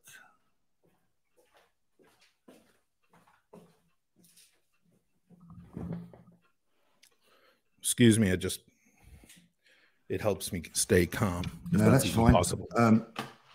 1 second. Oh my God, we've got, right. Okay, so we've now got Archie waiting to come in, Tim and OC. Guys, listen, I love you all, but I think right now, for the moment at least, I would like for me and Oisin to get our grievances out in the open. I don't really think that we need any outside influences at the moment. Do you agree with that, Oisin? It's your show, man. You call the shots. It's all good. Well, listen, I don't want to sit here and try and character assassinate you or anyone else. What I feel is this. I feel in my heart that I did everything for you that I possibly could do until I was pushed into a corner where I had to make a choice between one person who I was friendly with and liked that wasn't getting paid and one person that I was friendly and liked that wouldn't pay and told me he wouldn't pay. And that became a very, very difficult situation for me. And the other thing is this, Oisin, and I'll speak and then you can have your reply. You're welcome. Go ahead. Is that you said things about me that aren't true. You insinuated that when I asked you for that AP, that I was trying to stiff you for it. Even when I told you that you would always get that back, I never wanted any interest on it. And the moment that you paid me back, you could have the watch back. And the only reason I asked for the AP at that time, and let's be honest with me, please tell me the truth, is that you hadn't actually paid Spencer in full for it. So I wasn't really even asking to take your watch. I was asking to take a watch that you'd only half paid for, correct? It was about 66%, 2/3%. Well, whatever. But you know, but so why did you insinuate to people that I was trying to stiff you out of your AP? All I was trying to do is, Sheen, from a sensible business viewpoint, knowing that you'd already owed people money, knowing that you already owed some of my friends money, I wanted to be, why has it suddenly gone darker? I wanted to be sure that I was going to get my money back. We wasn't talking about a couple of £100. So to then insinuate that out of the kindness of my heart, when I'd offered to lend you that money, that you then insinuate to people that I'm trying to stiff you, that wasn't fair, Oisin. That wasn't gentlemanly. More importantly, it wasn't true. Okay, well, you added up. First, we're friends. You don't like Nico. You don't like the stink of it. Listen, I've never said I've never liked Nico. Yes, you do. I can't always get on with Nico's wildness. You didn't like him, man. You didn't like him. You told me straight to my face. I wanted him out of my hair because you saw that I was in a dilemma. I wanted you both out of each other's hair for the sake of the community. Eventually, that's the way it went. But at first, it began there. That's why you were saying, here, I'll send you the money, get the fucker paid off, and you can owe me. And that's how we were doing it between friends, between apartment brothers. The tune changed later when you were like, okay, now I want the AP. The AP, to jog everyone's memory, at the time was at about 80 grand on the market. I was looking less for than that. 25. I think it's about 50, wasn't it? I think. No, it had gone way the hell up. Okay. And it was in the middle of the spike, man. The thing actually was about 100 grand, over 100 grand here in Italy, but over in England, about somewhere between 80 and 90. And I didn't need 80 or 90. I needed 25. That's why it stank to me. It was very creepy. It was very weird. And you were giving me 3 months to pay it off. That's why I backed away. That's why I backed away from that, because I thought, this is weird, man. Let me tell you something from a business viewpoint. Now, I've never been in the porn industry, right? Like as in a pawn shop, but I know plenty of pawnbrokers, and they always said to me, when I say to them, do you ever worry that people are not going to pay the money back? They say, Paul, if you do the job professionally and properly, you hope they don't pay you back. Right, because then you walk away with a beautiful AP worth nearly exactly. 100 grand. It's fucking awesome. So my position on it was this, is that if I lent you that money, if you gave me that AP, which didn't actually all belong to you at the time, you're saying how much? 60% of it? Yeah, I can't remember exactly the figures, but definitely. That AP guaranteed 3 things. A, that you would pay the money back. B, that I'd get my money back. And C, that Spencer would get paid. I was killing. Well, we'll never know what your true motives were, will we? Well, it's very talk is cheap, as you say, Paul, all the time. Talk is cheap. Do you think, Hussein, do you think that I'm, whatever you might think I am, do you think I'm stupid enough or skint enough to rip you off for a poxy AP so that you could come on the channel and tell everyone I'd stole your watch? You told me on the same. You told me on the same phone call that you had lent money to another chap who had given you about 150k worth of watches as collateral, and you made a joke that it would be really funny if he had a heart attack, because then you could walk away with those. That's a joke. Remember that? That's a joke. That is a joke. In that time, you're going to try and turn a joke into a... No, it was a joke. I understand that it was a joke, but you do have to understand that in my position, it did seem a little creepy. You didn't say, "Listen, send me the root beer." The root beer was worth about 25 at the time. Because you wanted the AP because it was worth 100 grand, dude. No. Face it. Accept it. Embrace it. Accept it. You 25 grand. Give me your root beer. That's worth 25 grand. Okay. Send me the root beer. That'll be collateral. That'll put the fire on cover my friend Spencer. Then it would have been fine.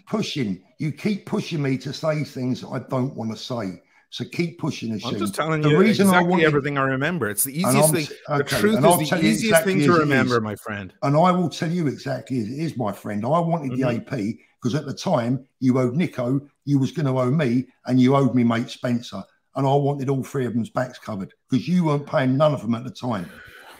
That's everybody was being paid, and everybody got paid eventually. But I'm explaining, and not because of the coercion and the abuse and the harassment that I underwent. Not because of that. I asked for the AP not because it was creepy or because it was worth. I didn't ask for the root beer because it didn't cover my friend Spencer and it didn't cover me. It was 25 grand. That's all you. That was all that was needed. Spencer was owed 8,300. In the end, he owed me money. I sent him a no-date sub. He didn't owe you money. He did. Owe you money. That's another. He did. I sent him a sub for 10, which covered, and then he had to send me money back. So let's get that story out. I wasn't going to mention that, but this is how clever you are. You are a professional gaslighter, my friend. Right? Spencer, you owed Spencer. Was it about 8,300? Was it? Was it 8,300? Yeah. Okay. So he took the way that he got his last 8,300 back from you, and let me finish, and then you can say what you want to say. But everyone needs to hear this, right? Because this is what you're good at. You owed Spencer 8,300. He took a sub from you that he didn't particularly want, but he took no-date sub. A watch dealer didn't want a no-date sub. He didn't need it. Man, he didn't need it. That's nice. I love that. Shane, he didn't need your non-date sub, but he took it because it was a way. He needed his money back. He needed his money back. You're right on that point. Before that watch even landed on his desk, Yes. You took great pleasure in coming on your channel and telling people that Spencer owed you money. Give him a chance to get the goddamn watch before you tell people that he owes you money. Myself and Spencer had negotiated a deal where I was sending him Is 6 that or watches. is that not true? It's not true. It because is true. Myself and Spencer had negotiated a deal just days before that, where I was going to send him 6 watches, steel watches. I was like, I'm sick of steel. I want gold. You've got 2 gold watches. I'm into those. We worked it out on the phone, and it was going to come in that he owed me 3 or 4 or 5,000. I can't quite remember what it was in the deal, and he would send that back to me. That whole deal went pear-shaped because of our little Dutch friend and his shenanigans going public with the entire fucking thing. There's some people in the audience going, I'm sick of hearing about Oisin's money trouble. I'm sick about hearing about it too, guys, but it ain't my fault that it all went public. Anyway, Oisin, sorry, it didn't happen. 1 sec. Oisin, excuse me 1 sec. Just stay there. Please don't go anywhere. 1 sec. Nico, can you hear me all right? Hey, buddy. Yeah, can you hear me? I just arrived there. Okay, so I've got Oisin here as well. Now, yeah, I can hear you. Can you hear me okay? I can hear you. Okay, now look, I would like to bring you on. Oh, God. Yeah, I can hear you. Can you hear me? Yes. Nico, please get yourself sorted out, because I want you on, but we can't work like this if you can't hear me. There's too much of a delay. I can't hear you. I can hear you perfectly. I can, yeah, okay, all right. Now, look, if I bring Oisin on, will you please do me a favour, both of you? Oisin, I know you can hear me as well.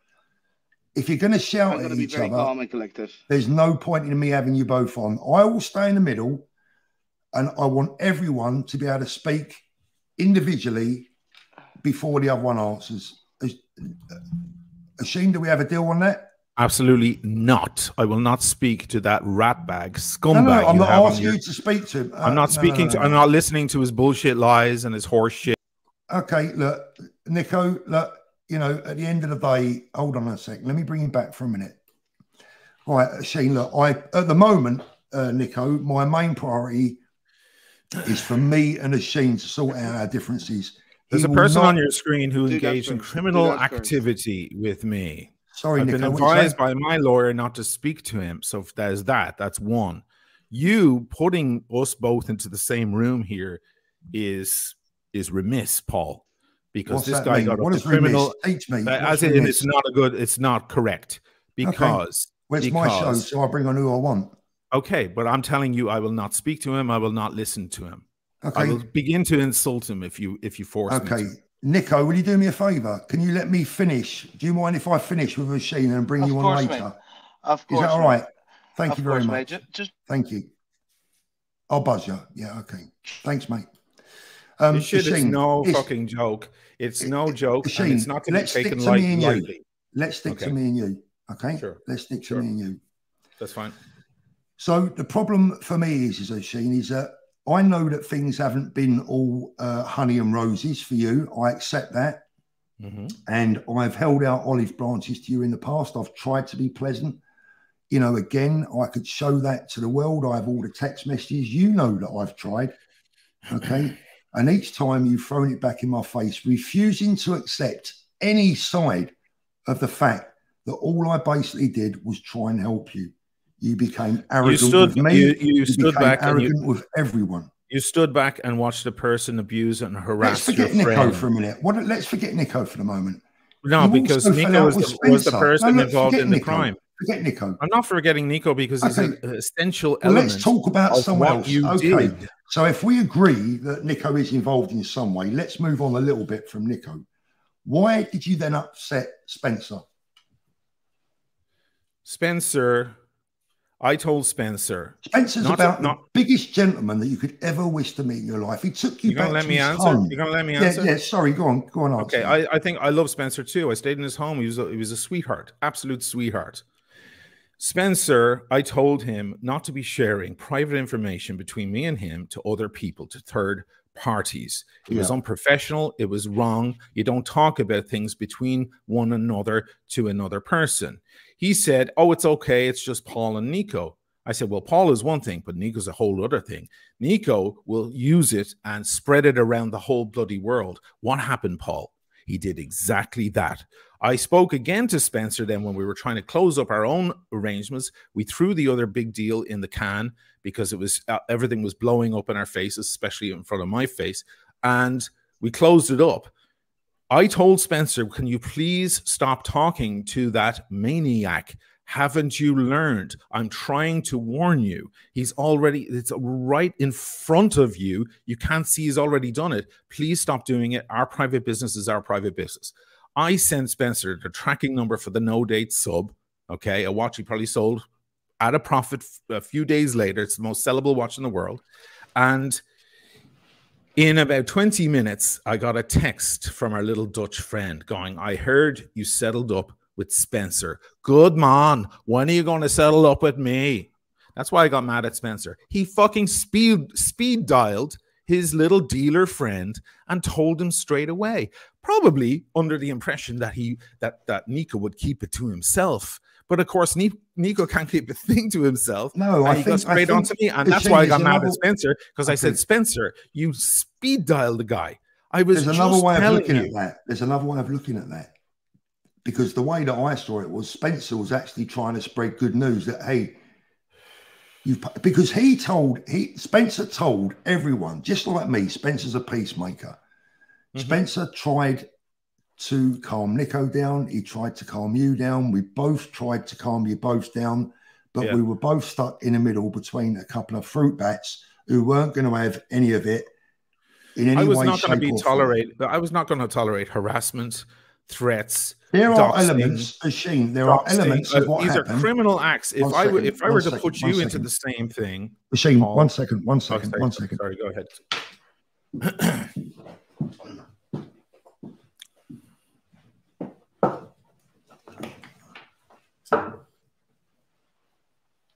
One second, because I'm just. I want to grab a drink. Can you hold on for 30 seconds? Yeah, go ahead, man. I understand. How many people in the room? Everybody having fun? It's all coming out now, guys. Took a while, I have to say. It's been a fun year.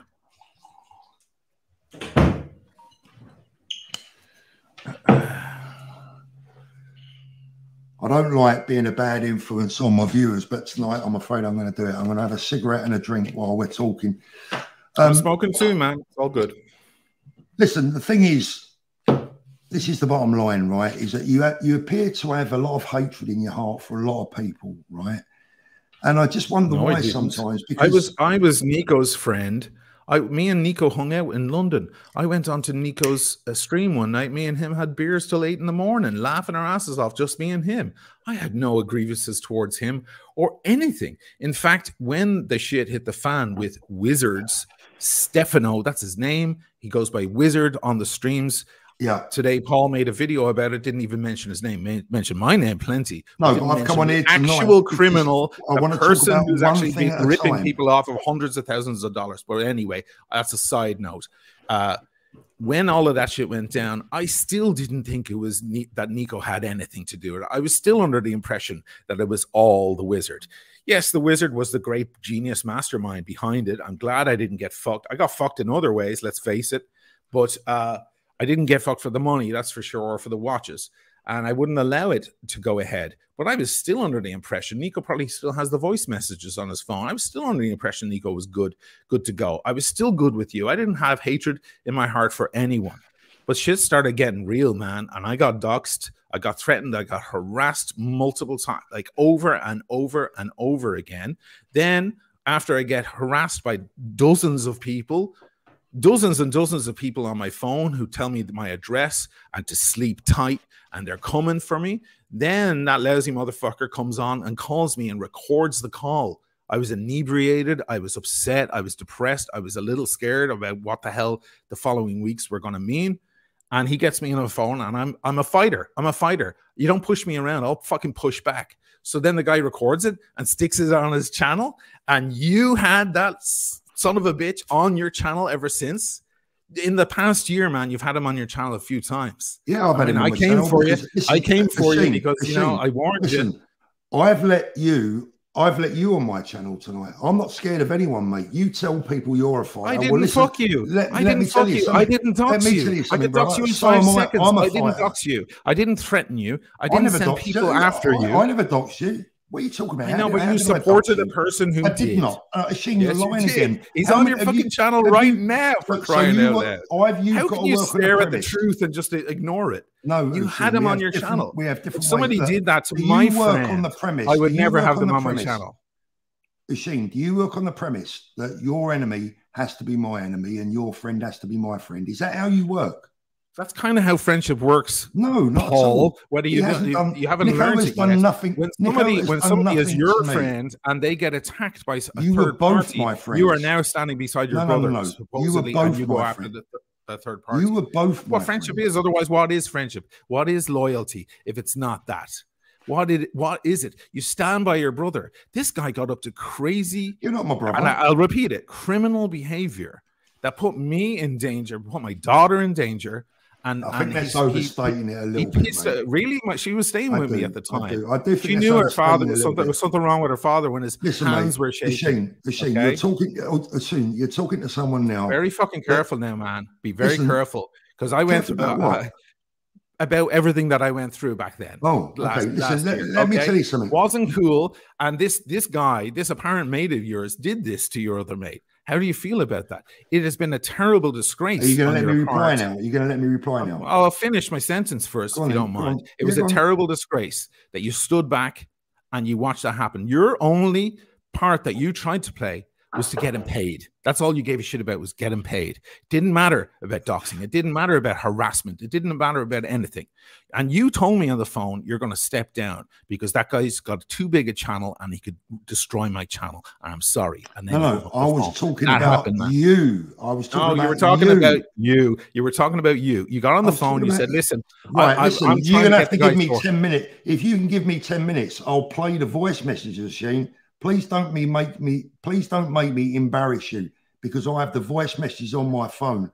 Now let me have my say, right? The thing with Nico and yourself is that you were both my friends, and on numerous occasions, whether you didn't hear it or not, but there'll be plenty of people that will tell you that on numerous occasions, I've said it on many occasions that doxing is wrong. Right, on numerous occasions, I never ever once backed or supported the doxing of your address, ever. And you shouldn't. I didn't.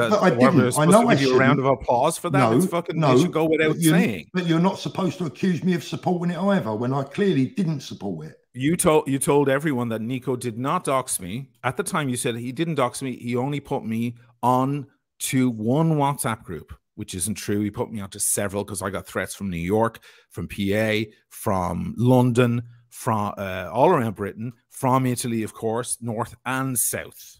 Okay, I was on huge damage control, coming after all these assholes who were spreading bullshit lies that I owed $42,000 and that I never sent any watches.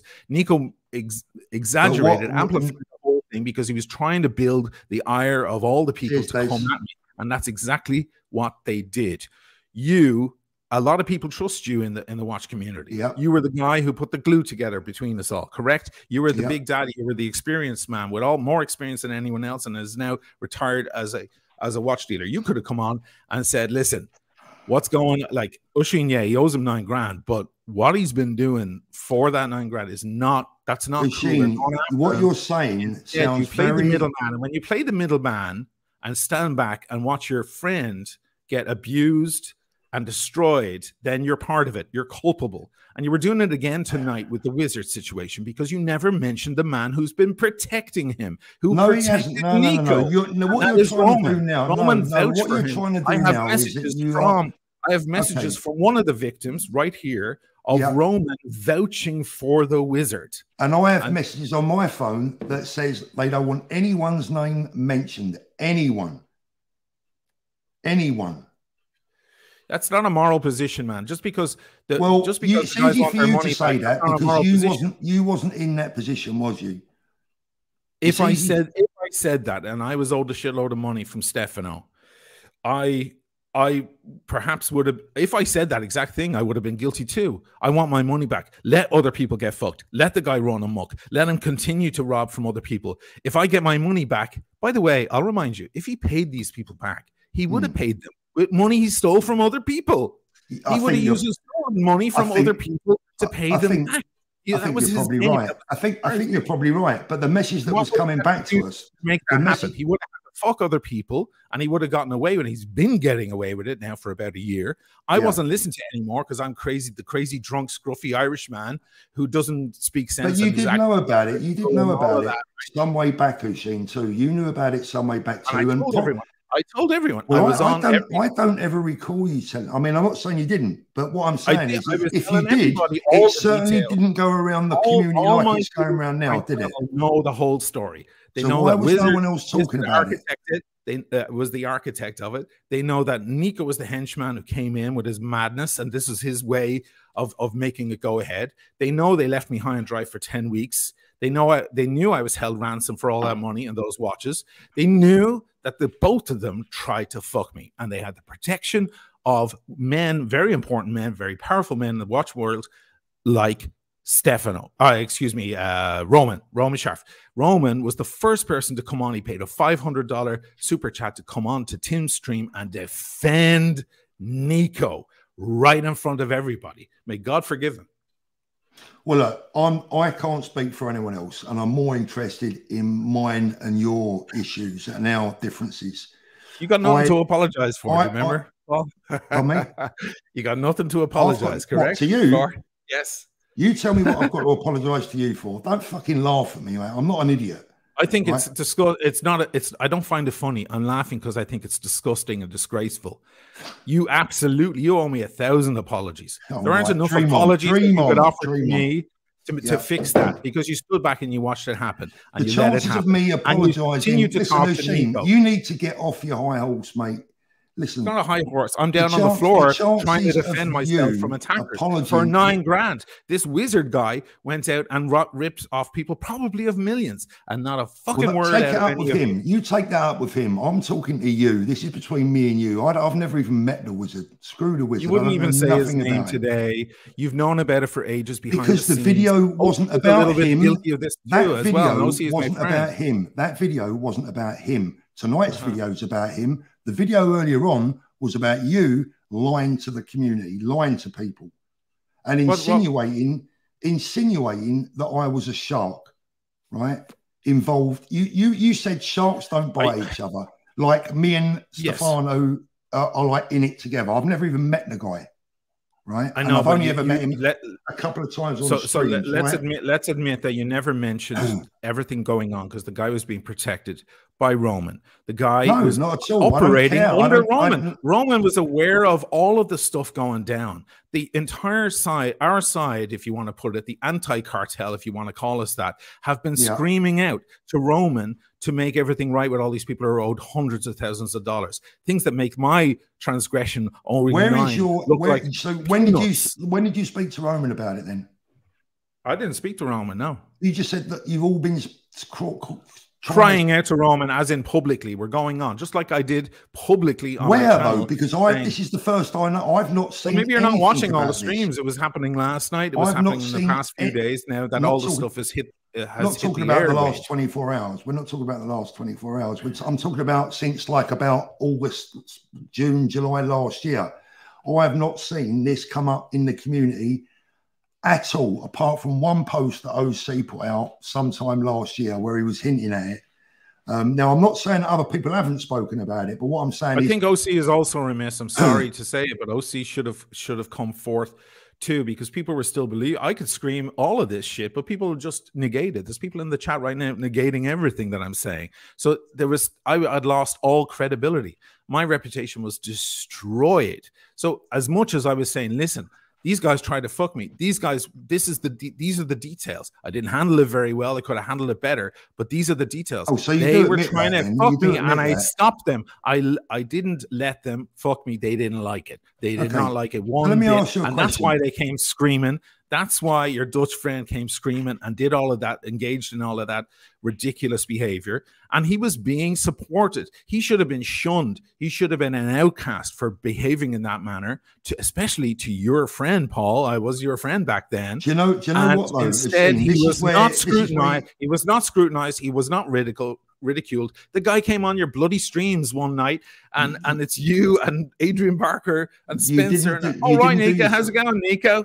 You didn't do yourself any favors. You didn't do yourself any favors, Oisin, when at first it was just Nico that you was owed money to, and then it was other people as well. And there seems to be a common denominator with yourself, unfortunately, is that it's everyone else's fault.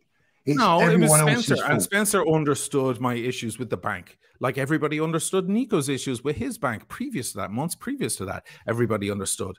I wasn't holding back in anyone's money. People were being paid off. When you want to rip someone off, you don't pay them off. You rip them off. You walk away with the money. You don't do that. They were being paid off. I was at the final stages and to the last money to be paid off. And all of this shit hit the bricks. And I hit the bricks because of it. And I've been paying ever since. Every single day. Every single day I get threats. I get people trying to hack my phone, my email. I get people, you know, saying, pay Nico, pay Spencer, etc., etc. Even though all the shit's been paid off now nearly a year, I still get it. I'm still paying. Can we, Oisin, can we go just right back for a minute? Just let me just check these messages because there's something in the chat that I want to make sure is removed. One second. Do you have a moderator, someone to? Yeah, I do. I do. I just want to check something. Hold on. Okay. Guys, mods, if you're watching, if there's any doxing of anyone's address in the comments, please remove it ASAP. That's not somebody else trying to dox me now? No, it's not. It's not you actually. Or is it you? Okay. No, it's not me either. It's someone else. Don't dox Stefano, guys. Like everybody wants to dox Stefano now, probably because let's face it, he is a mastermind and a criminal, and he's been ripping people off for a long time, probably way longer than this. Only now we're a community on the internet, so it's all coming to light. Don't dox the man, because if you do, you're actually making yourself guilty too, guys. Don't do that because it's illegal. You can't be doing that kind of stuff. Guys, just one thing. Sorry I've been ignoring your comments for the last half hour or so, but I think you can probably understand why. Been a tad distracted. Yeah. Shane, look, listen, let's go back to the very beginning. Yeah. What was my advice to you when all this kicked off? Getting paid off.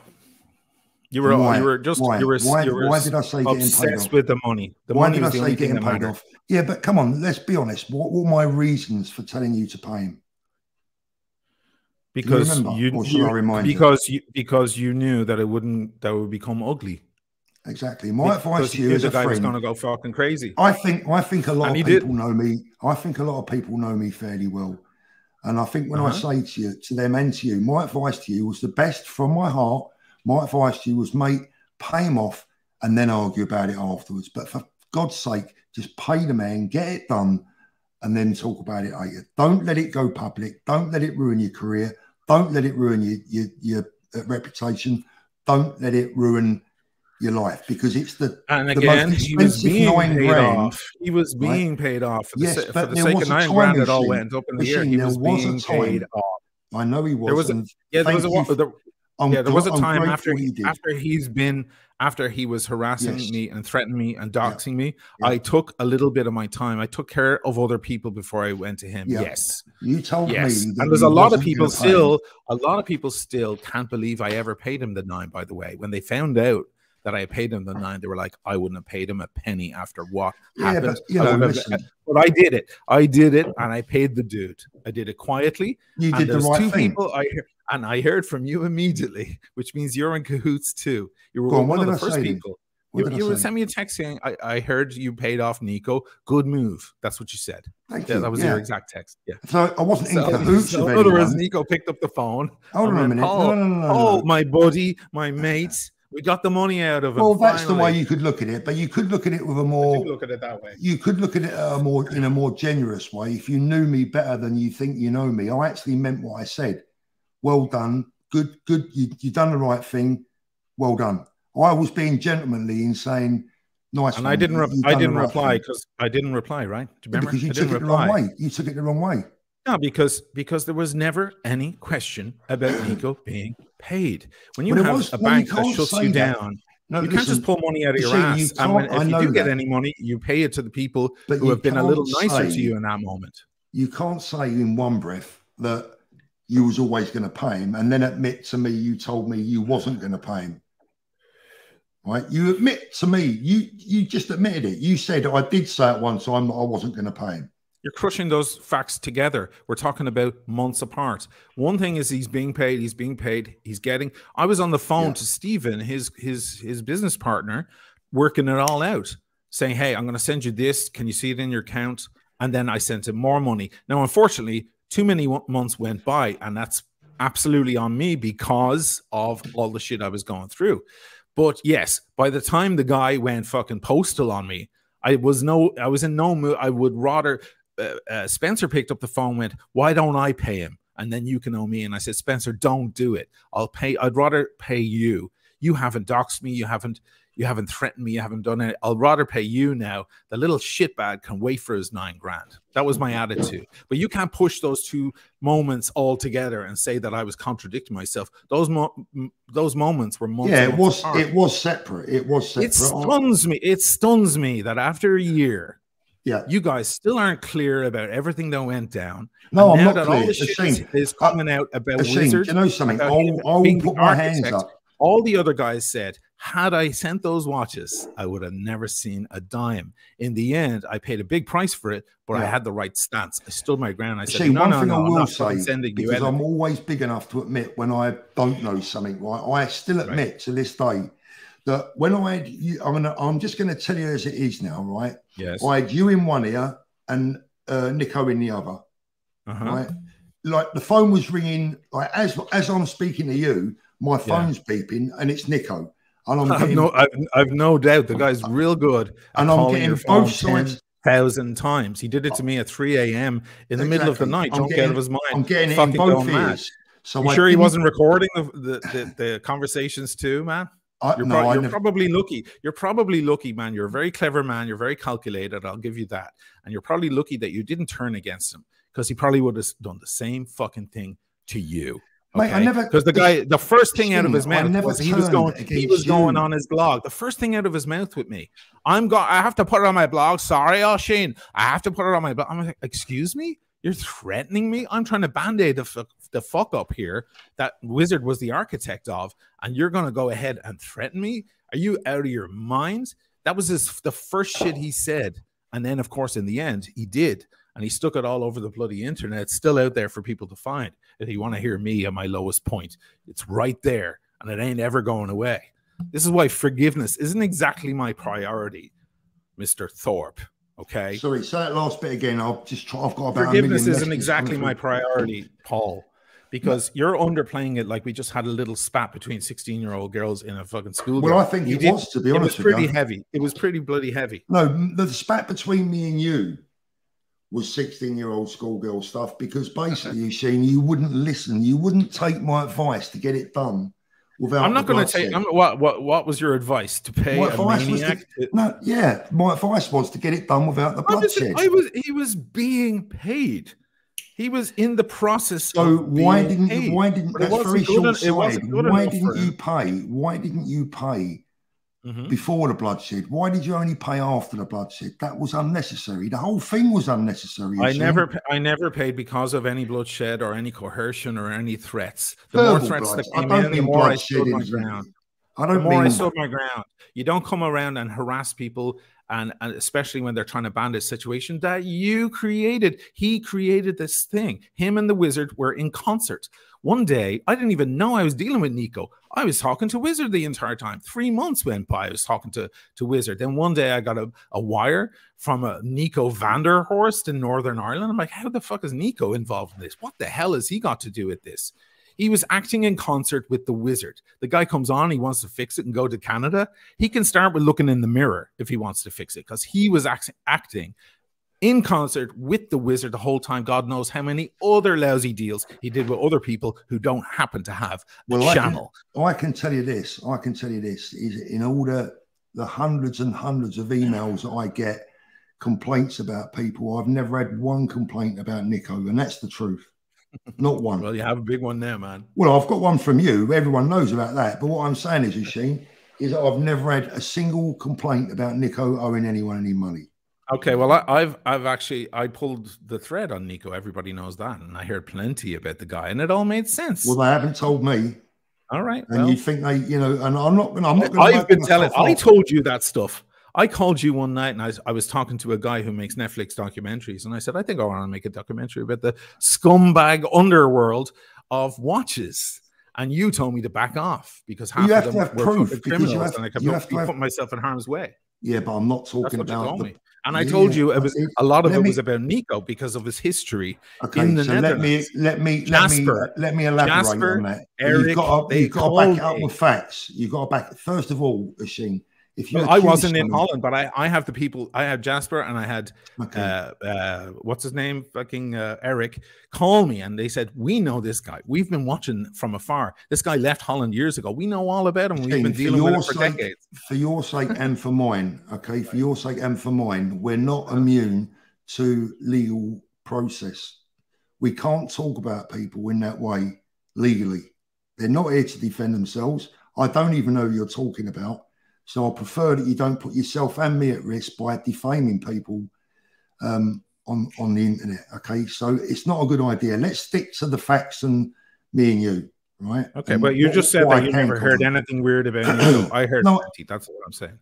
Well, I've heard plenty of weird stuff. And I spoke to you about it before me and you fell out. What reason would I have to invent? But what I'm saying is, I hear all sorts of weird things about all sorts of people. But if you believe everything you hear, you're going to find yourself in a whole heap of trouble. Well, I believe what I see. Well, is it I is believe at least, what I see. And you didn't see him dox me, and you didn't see the scam, and you didn't see him see the scam. Put all that shit across the internet, and you didn't see. I have the photo from the WhatsApp group here with my picture, telling people it's $42,000. Where's the damn thing now that I need it?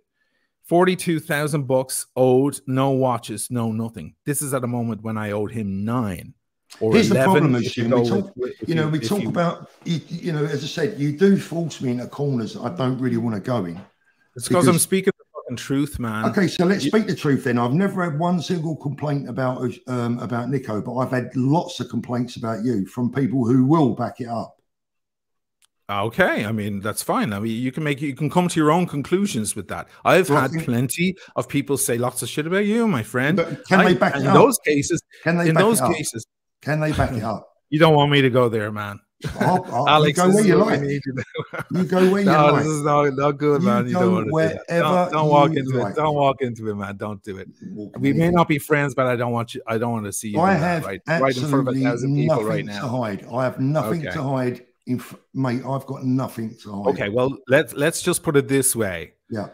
Because I'm not into, going to that level here. But let's put it this way. You're saying you never heard anything bad about Nico, right?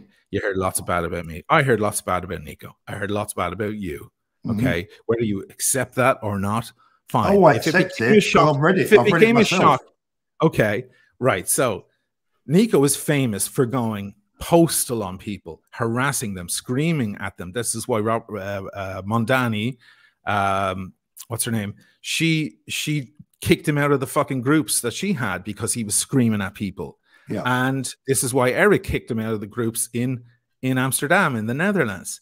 This shit was going down. You had one big example where there's smoke, there's fire. And that one big example that you could see in full detail was happening to your friend. I mean, what more do you need? Oh, you got the smoking gun. You got the smoking gun in your hand, dude. All the stuff you're talking about, Shane, I've never seen any of it. Well, you saw what he did to me. I saw what he did to me. I saw what happened between you two. But what I'm saying to you is all this stuff that you're talking to me about. Perhaps you supported what when he did you mention a guy called Eric in Amsterdam, you could perhaps.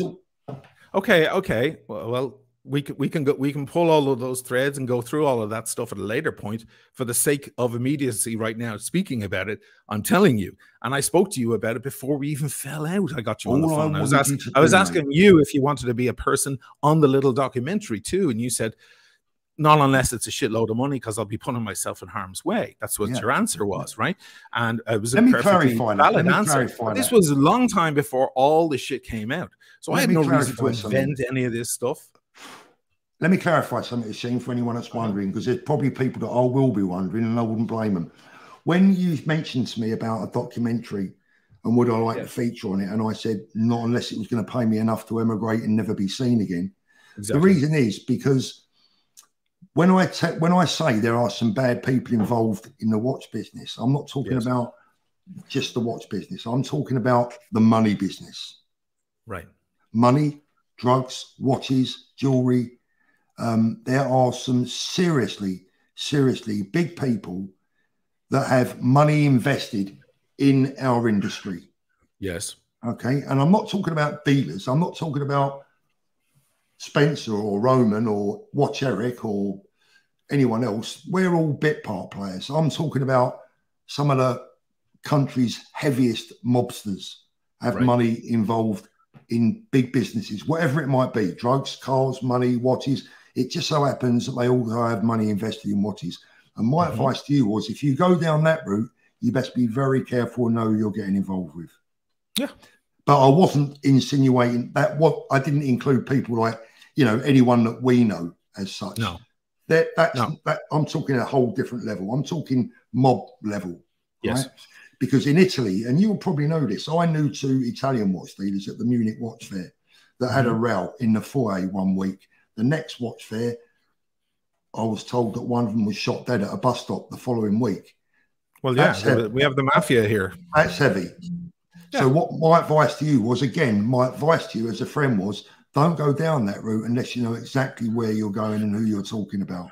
And I took your advice, and I definitely made a note of that advice. I'm only bringing that up because Nico and his character was coming to my attention. I used to love the dude. You know, he was a good laugh. But then all of this shit began to go down. I began to put pieces together. There was an attempted fraud against me, an attempted scam against me that I resisted. And now all the ugly guts were coming out of the beast.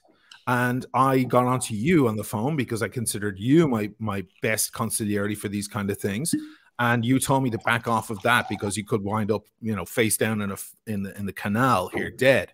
And that's a separate thing. I'm bringing that up because I'm telling you that I already knew about Nico's character and what he was capable of. When you guys went to meet him, okay, and you went for that famous dinner when all the tune changed with me, by the next day, everything was very fucking different. And all of a sudden, you better send me your $100,000 AP for a $30,000 loan and all of that shit. It wasn't that. Come on, Shane. You can't put it that way. That's exactly. I remember the entire chronology. It is fair. It is fair. Your tune changed after that meal that you all had together. No, I'm talking about the way I'm talking about the way that you dealt with the AP. I'm talking about. Okay, I know what you're talking about. Sorry, I now know what you're talking about. The night we went for a meal. So let me clarify what that was. And this is actually you don't have to defend yourself on that. I'm not just defending the chronology. I'm telling the viewers, right? Because I want them to know how it happened. This is how gentlemanly Spencer had been and how gentlemanly I had been up until this point. Yes. We went out for dinner one night, me, Spencer and Nico, and we're sitting at the table and somehow you came up in a conversation, and it wasn't until it wasn't. That's a euphemism. That's a euphemism for Nico Vanderhorst. No, I tell you what it is. It's a euphemism for is that none of us knew that you owed 2 of them money and was also going to borrow money off of me. So all of a sudden, not 1 penny dropped, not 2 penny dropped, but 3 pennies dropped. And when I realised that you owed Nico and Spencer, because Spencer had been a complete gentleman and not even told me that you owed him money. When it came out, that's when I thought, well, I tell you what, Paul, I don't think I can afford to lend you all that money and not have some sort of security, not only for me, but also for Spencer. That's why I asked you for the AP that wasn't even all yours in the first place. Spencer still owned a part of it. You know damn well that I would have took the AP and I would have given you that back because I told you without a single penny interest, right, without a single penny. And I was going to lend you that money without any security until I realised that you owed a lot of other people money as well. And then I thought, I can't take the risk. Oh, I understand what the proposition was and why the whole thing was put. It was just really weird that the watch you were asking for was worth 3 times the money. That not in our business. It's weird. not. It's just weird. It's not in our business. It's standard practice. You know, when I put the phone down from you that morning, you called me and we had that conversation. When I put it down, I heaved a sigh because I was like, "What the fuck just happened?" Well, then you just don't understand, Nick, mate. Listen, you just don't understand, or you haven't been around the watch industry. Let me tell you something: is that the general rule of thumb in the watch business? If you lend someone, if someone needs to borrow something from you, if someone needs a cash injection, the general rule of thumb is you take at least twice what they're borrowing. Well, your proposition was very much at least twice. It was about 3 times. Well, don't forget though. Don't forget, Oisin, not all of that watch was yours. So let's deduct that as well, please. Well, it would have been fully mine had we done the thing. You would have been paying. Yeah, I would have been buying Spencer's debt. You were lending money to your friend to pay off to finish the payments. To pay another friend. Yes, that's exactly what it was. That's not a very good deal for me, is it? Well, if I wasn't able to pay you off in time, it would have been a fantastic deal. Do you know deal, what would have happened? It would have been the deal of the century. Oisin, you know me in your heart. What do you think would have happened if you'd have come to me at the end of that 3 months and said, Paul, I have no idea. I haven't got the money. Would you want to know? Shall I tell you what would have happened? Well, words are cheap, as you say. Words are cheap, man. It's all about actions. I'll stand by my words. What I would have done is said to you, I'll tell you what I do, Oisin. I need my money back. What we'll do is we'll sell the AP, whatever we get for it. I'll take what you owe me. You take the rest. Job done. I don't need the money, Words are cheap. Words are cheap, dude. No. I mean, I don't know. I don't know that. And I didn't know that. And it went from a friend. It went from a friend going, hey, let me help you out. I never liked that guy in the first place. Yeah. Let's fix this.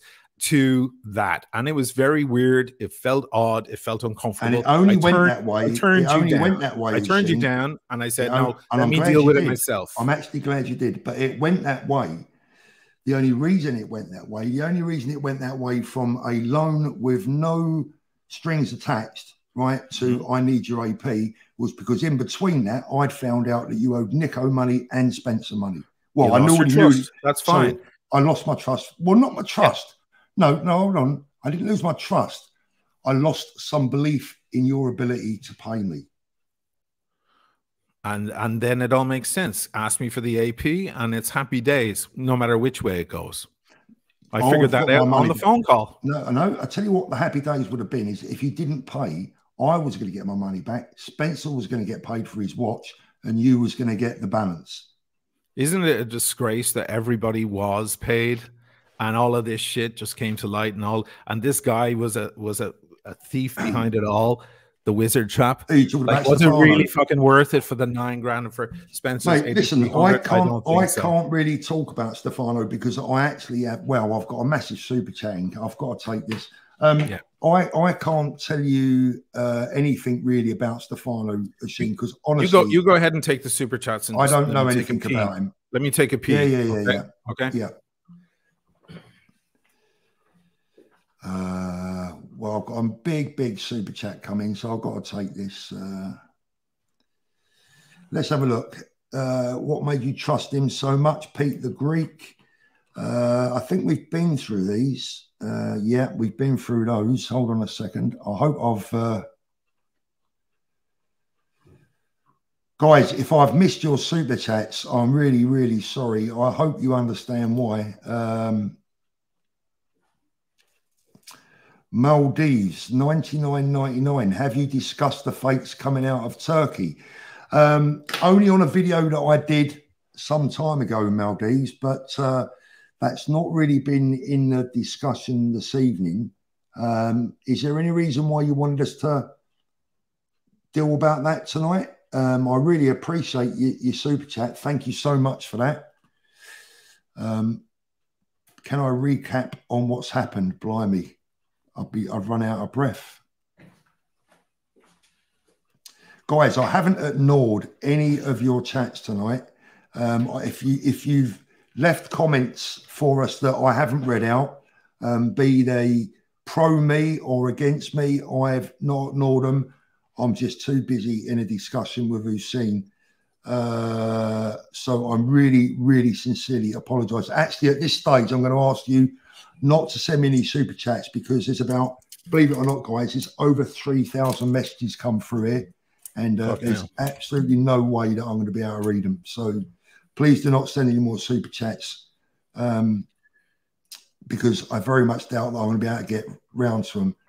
If you have super chatted me and I haven't got round to it, please let me know in the next live stream, and I'll make up for it there. Really sorry about that.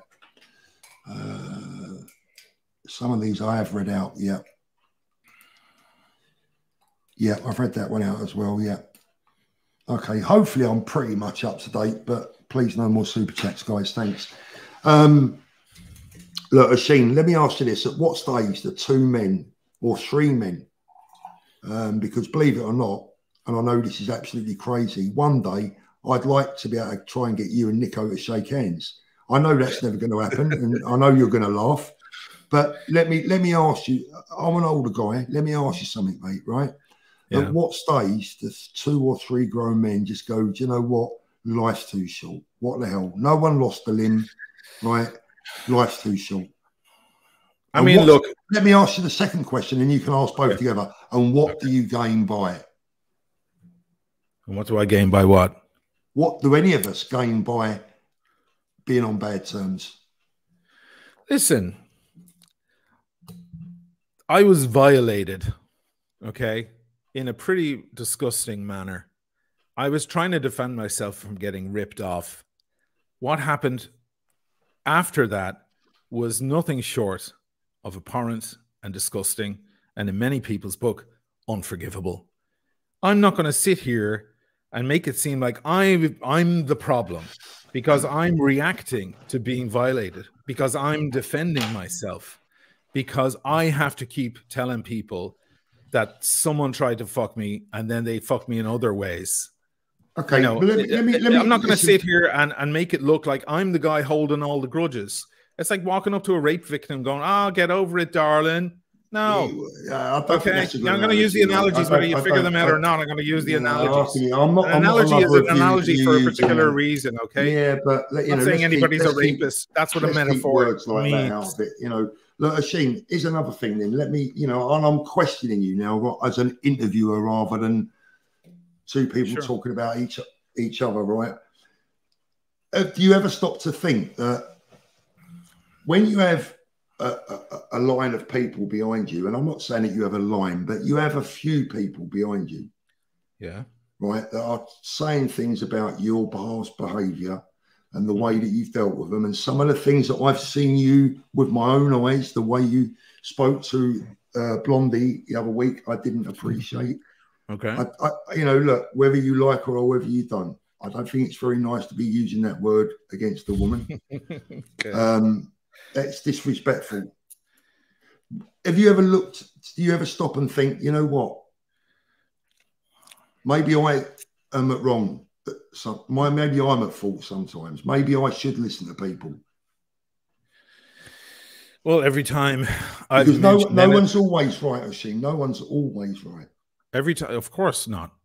Of course not. All I'm doing is defending myself for the things I need to defend myself on, the things that I think that I was wrong about.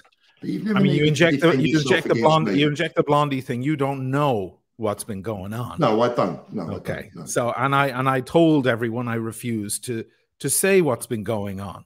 Yeah. But that's good. The girl needed to be stopped. The girl needed to be stopped, and I think she may have stopped now. Because I was a gentleman, I was a super gentleman up until then, and then the nasty remarks and the spreading of bullshit continued. Okay, and I'm sorry that she's female, but it doesn't mean that she's not capable of all sorts of horrible shit. So, believe me, I accept that. Believe me, I accept that. So a woman quite often can spread a message better than a man, right? Yeah. So I agree with that. It wasn't my proudest moment. I'll say that for sure. That's what I'm saying. Why give people ammunition? Listen, if you're talking, it's not a good idea, is it? Well, probably not. But listen, I don't go on whether people like me or not. I'll just tell the fucking truth.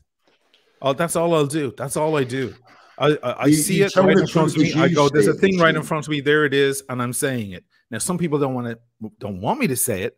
Yeah. Some people just don't like me out of the gate anyway. They just don't like the way I speak, the way I look, whatever the hell they don't like about me or what I say. Let's forget all that though, mate. You tell the truth. You tell the truth as you see it at times. As I see it.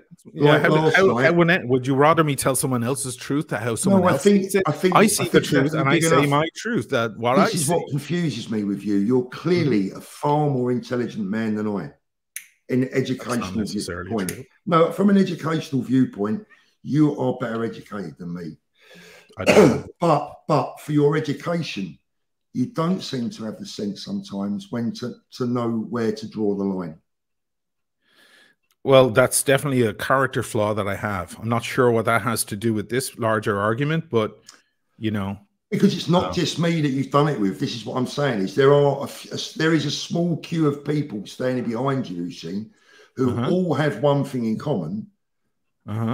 And that's you don't like them because you feel they've done something to you. Or it's like the mum that watches the soldiers marching down the road and she says, "Look at my little Johnny, he's the only one in step." You know, and that's you sometimes. You know, you have a number of people that have had problems with you, but it's always their fault. Always. I've not once have I heard you say or be big enough to go, "Do you know what? I actually screwed up there. I got that wrong," right? Well, I told everyone if I could go back in time, the minute I got that money wired through, I should have reversed it. That was my first big mistake. No, sorry, my first big mistake was doing deals with Wizard. Going right back now, right? Yeah, that was before I come onto the scene with it, so I don't know about that. But so yes, I made some big mistakes. I made huge mistakes. I made a mistake of answering Nico on the phone and chewing him out on the phone when I was drunk and upset after being harassed by 100 people. I made a terrible mistake by even not picking up the guy's call. But I did it. I made lots of mistakes. I'm paying for them. Believe you me. Yeah, I'm talking about, but you're talking about mistakes that have potentially damaged you. What about mistakes that have potentially damaged or upset other people? Let me tell you something, right? In me, you did have a very good friend. Right, believe it or not, you did have someone that you could trust. I stood by you when it came to an argument between yourself and producer Michael. I did not want to upset Michael. I really didn't want to upset him. You didn't know him then. But I still didn't want to upset him. Well, he probably never saw that video because at the time you guys were complete strangers. Trust me when I see you. He saw it. Oh, okay. 100%. Because we've joked about it 100 times since. Okay, fair enough. He saw the video. So to say to me that I sided with Nico because of views and clicks, you got to admit, that's a little bit far-fetched when I had a lot more to gain with Michael than I did with Nico. Right. Well, first of all, you didn't know Michael at the time. You didn't get to know Michael till a year after that. I was very thankful that you stood up for me that time. And I stood up for you, as I told you many times. I stood up for you in private, quietly. Okay, a lot of people have reached out to me saying a lot of shit, and I go, I like Paul. He's my friend. He's never done anything bad to me. So whatever you think, you can go ahead and think. But my friend is my friend, and until he fucks me over, I have no reason to have any grievances with the man. For me, loyalty and friendship. I had a friend in you. Well, let me tell you, man, friendship doesn't mean anything while everything's rosy and easy. When you find out where your real friends are is when the shit hits the bricks and when things get tough. Then you find out who your true friends are who are going to stand by you. Sometimes with Shino, there's also a little bit of tough love, right? I have to tell my kids and my grandkids sometimes things they don't want to hear. And I know. I had to tell you things that you didn't want to hear. Yeah, I mean, that was your position that you took. I think it was erroneous. I think you should have called Nico and you should have said, stop. You maniac, stop. One of us will get you paid. Ushin will get you paid. He's already paying you. No, he's already paying you. He's nearly there. He's having a little bit of difficulty. He's my friend. Please stop harassing my friend. It was real tough, right? Come on, listen. I did ask Nico to stop. I did fight your corner until you told me you wasn't. I'm not going to keep swearing on the channel because I try not to on this channel, right? But your basic words were, F that, there's no way this son of a bitch is getting any money. That's actually, when you lost actually, me. I then changed it. You remember, I told him I'd give him it in a big bag of pennies. You remember? I was like, you know what? He'll get his fucking money because I never steal anyone's money, but he'll get it in a weird way. I'm going to get a big bag of pennies, of 9 grand of pennies, and leave them on his fucking doorstep. Shane, what I'm saying is, mate, is that is when you lost me. When you said, F him, right, I'm not giving him anything. At the time, you also spent some money, and I thought, you know what? I can't put up with this shit anymore. You know, I've asked you nicely, please pay. You know, I wanted you to stay out of trouble so much that I offered to pay your debt for you. It's only through the grace of God and the weird system between the British and the Italian banking system that you never got 24,000 euros off of me one Sunday night, because I didn't want to. I was trying to protect you from a maniac. How many friends? Yeah, but it doesn't matter who it was from, Oisin. There's not many people that would be prepared to transfer you 24,000 euros because you're my mate. I'm well aware when you were on my side of the brotherly nature that we had. I'm well aware of it. It went in both directions, Paul. It did. I know. You're forgetting. You keep mentioning that you were trying to offer, you were trying to protect, and you're leaving out. Then ... Nico went postal. I turned my back. I went on defending Nico several times online. I played down the doxing. I said it was only one WhatsApp group when it was actually way, way more. And you sat next to Nico. The other reason is it's not what a friend would do, man. No, well, look, I lost you as a friend. I got that. I understand. Right, it's not quite right. That's not quite fair what you're saying. The real crux of it, the real ending of it was this, Oisin, is that I tried to reason with you both. One of you was prepared to reason, one of you wasn't. The one that wasn't was you. Well, now, I went to Nico and I said, Nico, God forgive you for saying that, man, because I was trying to band-aid the situation. I was the one who started getting harassed and threatened, and then he started changing the goalposts. Not with me. One day it was 11, then the next day it was 17. All of a sudden he writes to me, he goes, "You owe me 17 grand. And that's the same money I borrowed years ago when I started my business." I'm like, what the fuck is this guy talking about? Machine, and this is it. This is when I went back to him, and this is when I went back to Nico, and as we've already went over earlier, and you've agreed to, is that I mediated a lower figure. I was trying to get you both sorted out. But ultimately, you then told me, even when I got the lower figure agreed, you told me I'm not paying him. No, I said I was going to give him his money in pennies. That's what I said. Well, I think that was sometime after. But at the end of the day, I can't mediate for people who don't want.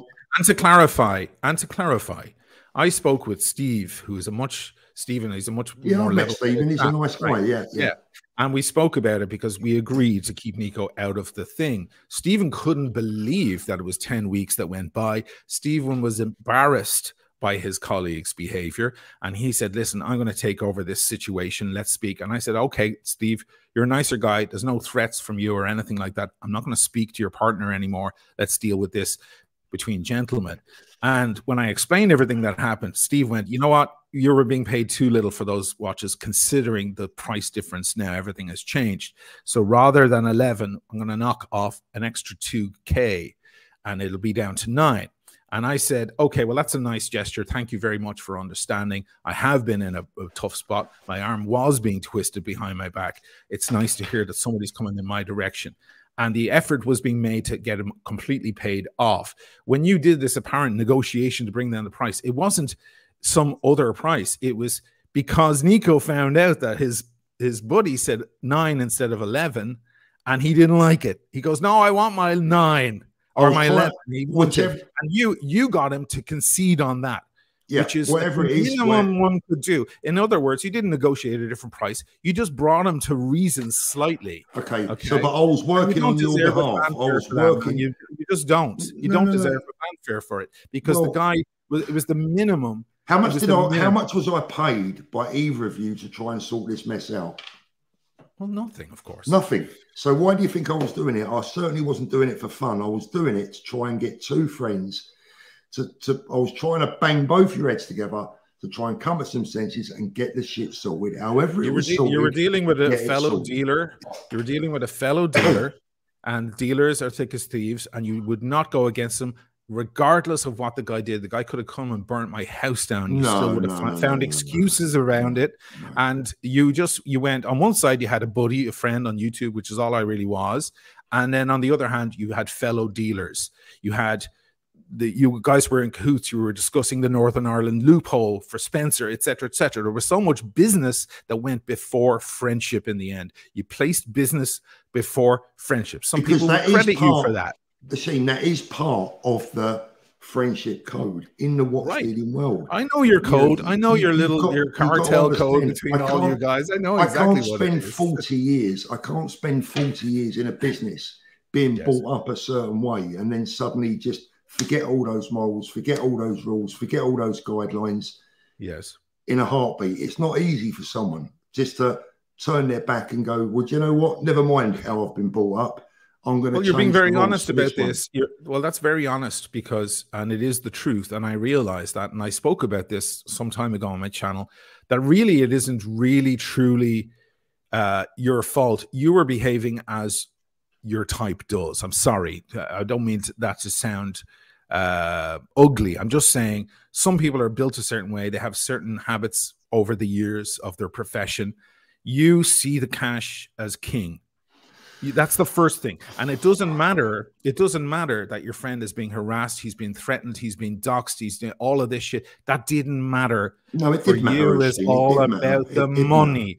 It mattered a little bit, but the money mattered way, way more. So you put that in front of everything. I spoke to Nico. All told, after everything, after the entire fucking thing blew up and it was disgraceful, you first of all, you thought I was done. That was what you were telling everybody. That's one of the reasons why Spencer started getting a little nasty toward the end. I love the guy and all, but he did get a little nasty, and I understand. Because he probably thought I was toward the end. I love the guy and all, but he did get a little nasty, and I understand. Because he probably thought I was going to disappear to Australia or something like that, right? Which is crazy because it was so little money to do something like that with. But whatever. Okay.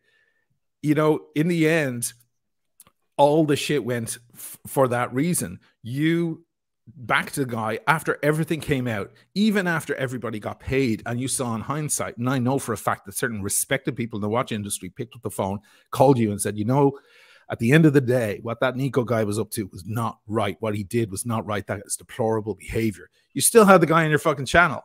You still had the guy on you Nico. Say you know people. I don't. You're gonna have to help me out here, Shane. When you say you know respected people, Alex Fody called you. He's going to be mad now for bringing and said what his name, and told you that it was wrong what Nico did. And I would have. Do you know what? I actually don't. And he's a very respected guy in the watch world. I actually don't. You still had the guy. Now you have every right. It's your channel. It's a free country. You can have whoever you want on your channel, but you're not going to have a friend in me, man. You can have him on your channel all you want. But if I brought a person who abused you, insulted you, who harassed you, who put you in danger, let's be serious for a minute.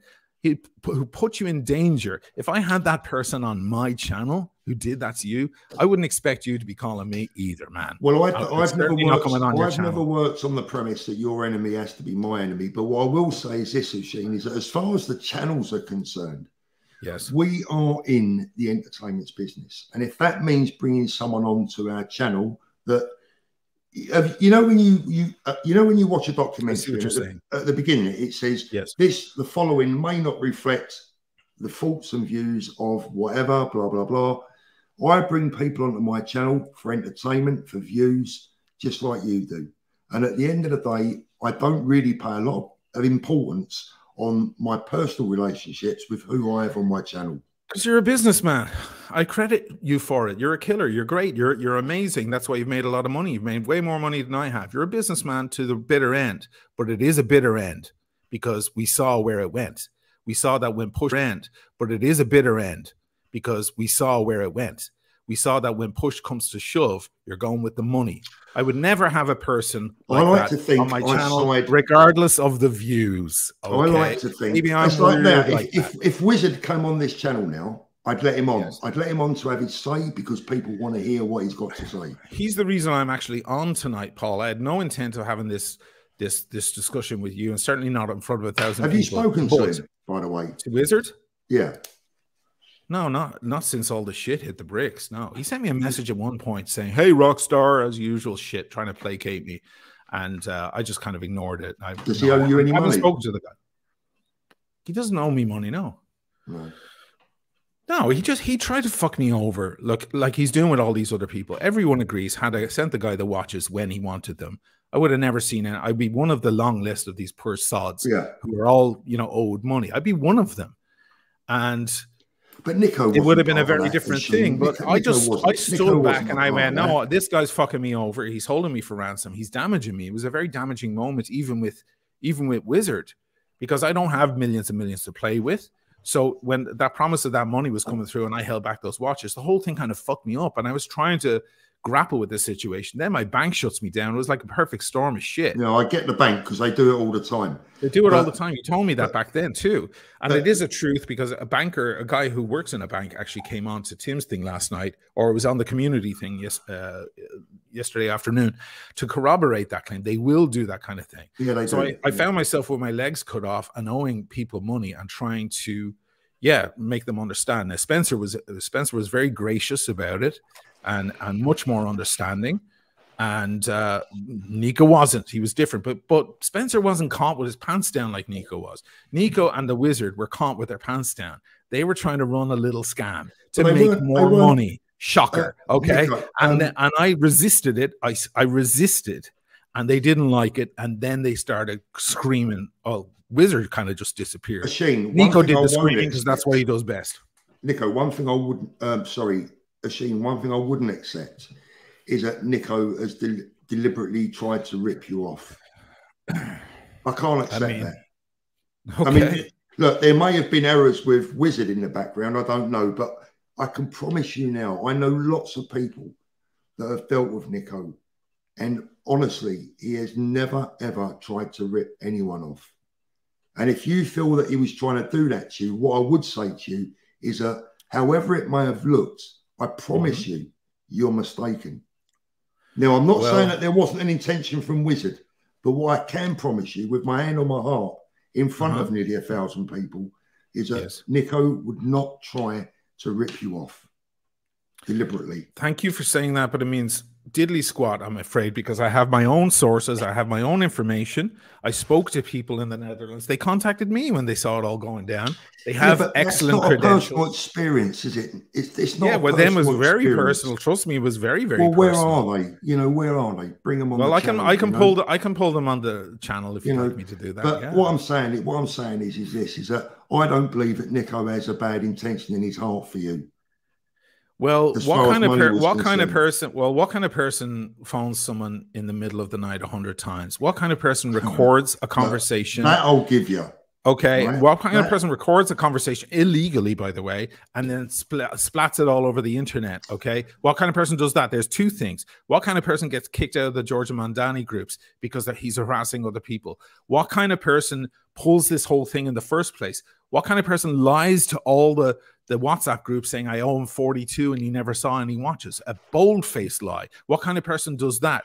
What kind of person puts people in these situations and goes on? You know, the one watch that he did get initially was a unused, it was a new old stock untouched watch. He was actually happy to keep it in the end. He said, well, it's here, I'll keep it. Then his story changed a little later. Oh, he sent me a beat up watch. I actually have video of that watch if anybody cares to actually look at it so you can see the condition.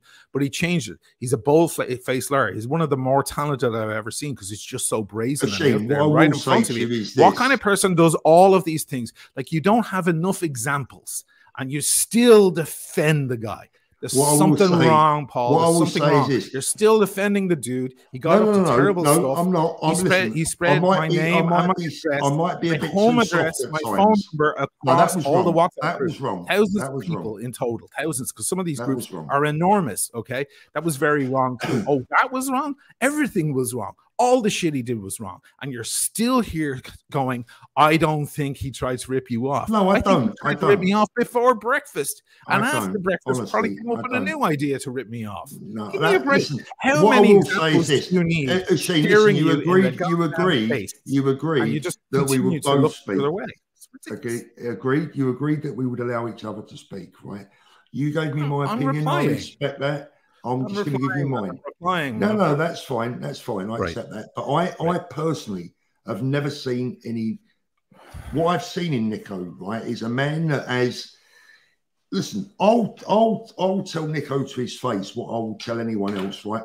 I can't be around Nico for too long because he does my head in, right? Sure. He's like this crazy Irishman, right? And he's like, but let me, from what I see of him, Dutchman, from what I see in him, he actually, I believe he has a good heart, right? A good heart doxes people. No, well, I wouldn't want to see people with a good heart in your book, man. For me, I need to clarify that.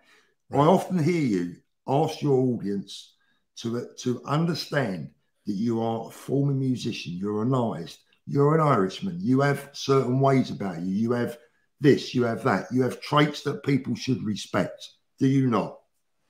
I don't know. Do you not? You do, Shane. People ask me about my past and I refer to it, that's all. Yeah, you ask people to understand your nature due to some of your background. Okay. Now, what I would ask you to accept, and I don't want to delve into people's personal stuff, but Nico also has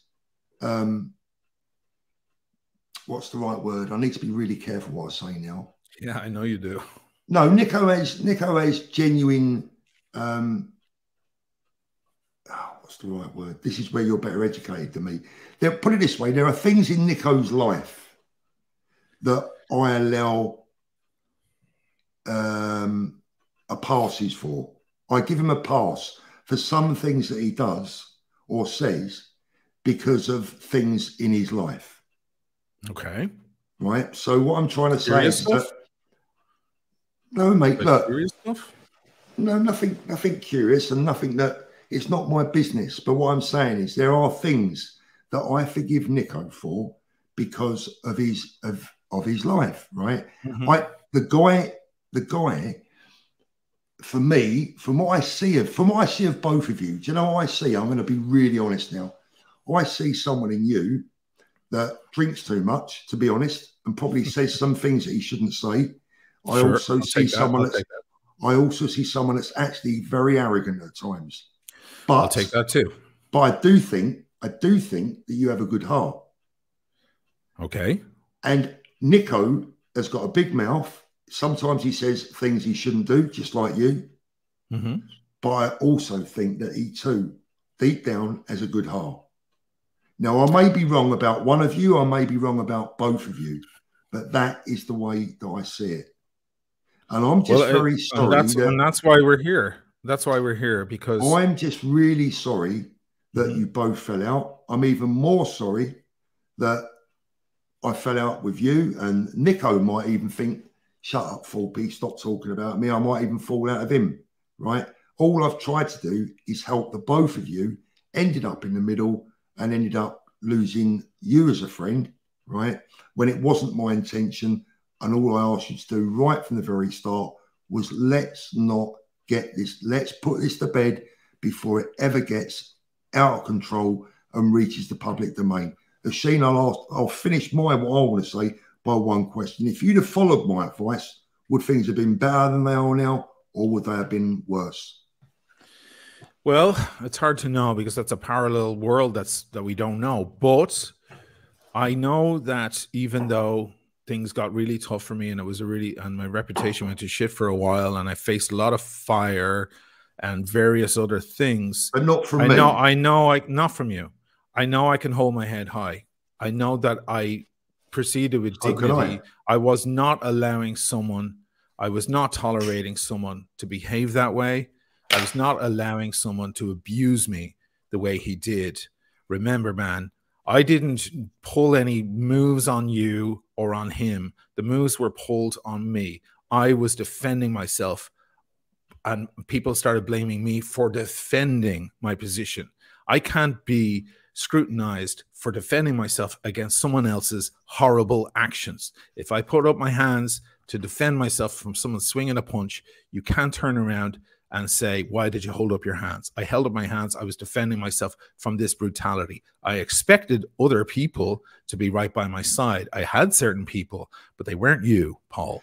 Well, do you know what, Sheen? They could have been. It would have been me. All you wanted was the money. That's all you cared about. No, don't say I wanted the money, because I wasn't getting a penny. You wanted the money paid. That's all. I wanted you to settle a debt. That was your solution. I wanted it was you being to settled. settle your debt. It was being settled. You told me, and in the end, it was settled. I told him I was going to give it to him in pennies, because by then he was already coming at the throat, and I will not tolerate it. Don't insult my intelligence. You did tell me that you wasn't going to pay him. I may have said that, but I know that I said also. You want to see the text I'm going to give it to. Look, I'm sure you have them. I'm sure you have them, and you have to remember that it was the 9,000, final 9,000, and then I said I'm going to give it to him in a bag of pennies. So. Even if I'm going to throw you a bone here, go on. Even if I told him I wasn't going to pay him, the kind of friend that I am to people, I would have said, "Good for fucking you. That guy's a maniac." But I don't think you should not be allowed to do that. Do you know what? But I pay the guy anyway. That's not being a friend. That's not being a friend. A good friend tells you the truth. Well, it wasn't the truth. The guy didn't. Honestly, the guy didn't deserve to get his money in the end anyway. Well, but I did. Look, Sheen, even if he didn't deserve to get the money, even if you were right, you still owed him the money. We're men of principle in this business, as far as I'm concerned. And he was paid. Thank you. And he was being paid. It was in the process of being paid, and he was paid. What's the big fucking issue? I said it to Spencer as well. There is no issue. I have no intention of walking with the guy's money. I don't want the guy's money. It's filthy fucking money anyway. In a minute, I intend to give Nico his chance to come on. I know you won't. Oh, I have no doubt you do. No doubt you do. We got to listen to this guy go on with his horseshit and his bullshit and his fucking stories. I will. If I need to, Sheen, I will defend you. Because you won't. You don't, Paul. You won't, Paul. You won't, Paul. I know it now. I know it now. I can see the fucking future. Yeah, you might have to wait. You won't, Paul, because you're even in our conversation, you're still standing by the guy. You're still saying he has a good heart. A person with a good heart doesn't dox people. A person with a good heart doesn't say 42,000 bucks, 42,000 bucks, and put my picture all over WhatsApp groups across the world. That's not a person with a good heart. You still have a soft spot for the guy. That might be a nice reflection on your character, but unfortunately, you're mistaken. The guy's a reckless maniac, and he was engaged in terrible behavior, criminal behavior. I've been fighting off this entire thing myself with my own fists, okay? Pretty much by myself, because I didn't have a whole lot of people really on my side. I had a lot of questions coming in. Timwrite stood by me. Good for him. Certain other characters did, but not many. And certainly not the guy that mattered. And the guy that mattered was you, Paul. Because with one word, you could have absolved the entire thing. You could have said, listen, yeah, he's paying him off. It's taking a little too long. But what that motherfucker is up to is crazy. And I do not support that. I do not support this. This is not how watch dealers behave. This is not a real watch dealer. You do not do that kind of shit to someone. You're missing a very important point. I had said all of this to him, right? And I'll get him on in a minute, and he will tell you. I said all of this to him, but when you ultimately refused to pay, that is when I was pushed into a corner that I couldn't get out of. Now, I'm asking Nico's permission to tell you something on here, and I'm hoping he gives it to me, but he's not actually read my message at the moment. Let me just, I'm hoping he reads it, because I want to tell you something, but I need his permission to do so, because it might make a slight difference to the way you feel about the whole thing, and it might make you understand if information comes to light, okay, you have to understand that there was the original architecture of the scam, which I resisted, okay, and then that went south. Then there was all the other, as it happens, certain criminal behavior that ensued after that. Even if Nico was in the dark completely about everything and Wizard was manipulating him to behind the scenes, Nico has still got a lot to answer for because of that crazy shit, okay? Had I been in Northern Ireland, it would have gotten bloody. It would have gotten bad, okay? Because you don't fucking do that kind of stuff to a man, okay? It's not cool. But this is the stuff he engaged in. On top of that, apparent friends of mine didn't stand by me. All they wanted was him to get paid. That was their only solution. It was just wrong, and you stood by and watched all of that shit hit the fan. You should have never stood by him, never defended him in any way, shape, or form, and certainly not sat right next to him on a computer screen ever, because that's not showing us solidarity in any way, shape, or form, and that's why we don't speak anymore. You have your ways, you're setting your ways, you have, you know, you think about money before everything else. Unfortunately, that's just the way you are. Some people might credit you for that. I'm a little different, and yeah, money is very important to everybody. And again, the man was being paid. Everybody was being paid. Okay, not fast enough for everybody. Okay, that's on me. That's on my goddamn bank manager, etc., etc. But people were getting paid off. Everybody has been paid off. It's been nearly a year now. Yeah, I agree. And, look, listen, Shane, I've always said that. Look, this is the one thing that I said to you back then, is that, look, I don't like the tax man, but I have to bloody pay him, right?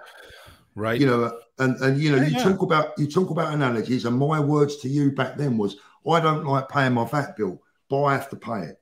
Sure. And all I was saying to you at the time was, please get it paid. Look, listen, it's very late now. I need to get Nico on, because I've got to give him his chance to have his say as well. Good luck, guys. Good luck with that shit.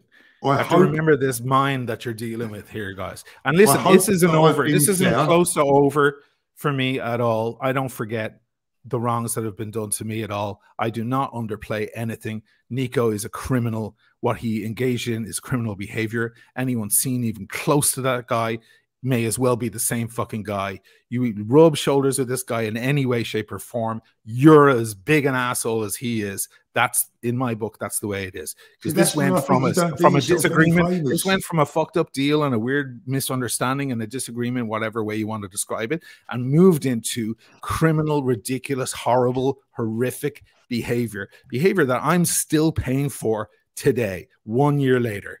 Okay, so I'm not finished. You may want to close this up. You may want to close this up, Paul. Nico, of course, would love this to go away, I'm sure, because the guy knows, I don't think he's fucking barefaced guilty, right? He probably can't be fucking bothered. Well, I'm bothered. I'm bothered. But Shane, this is where, if you know, we're just talking, right? This is where, what I go back to what I said earlier on, there are times when I don't think you do yourself any favors, and you just did it again. Yeah, well, I mean, you know, that's fine. You know, there's olive branches. There's been lots of olive branches put out to you, and that would benefit you, Shane. If you're asking by saying what you're saying, if you're implying that I am supposed to concede to this fucking ridiculous shit, and I'm supposed to ignore the truth, I will not do it. I don't care if it costs me my channel, my reputation, every dime I have. I do not care. I will not stand for barefaced lies, harassment, doxing, etc. You're talking about Nico now, right? Let's be clear. You're talking about Nico, not me.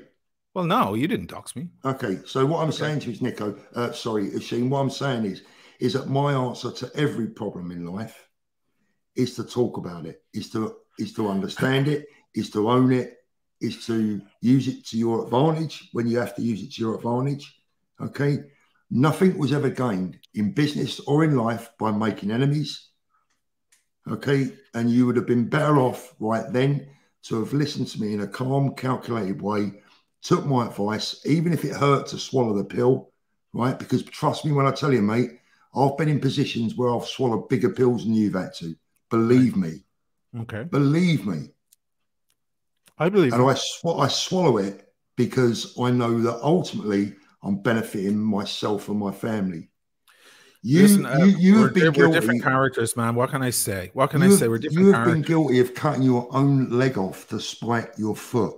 Yes, and I will do it. I will do it. I will not stand for lies and bullshit and harassment and so on. No, I'm not asking you to do that because neither will I. Neither will I. I will not. I will not. And when I see this again, it moved into a terrible place. It went from something that could have been resolved nicer to something that was terribly, terribly gross.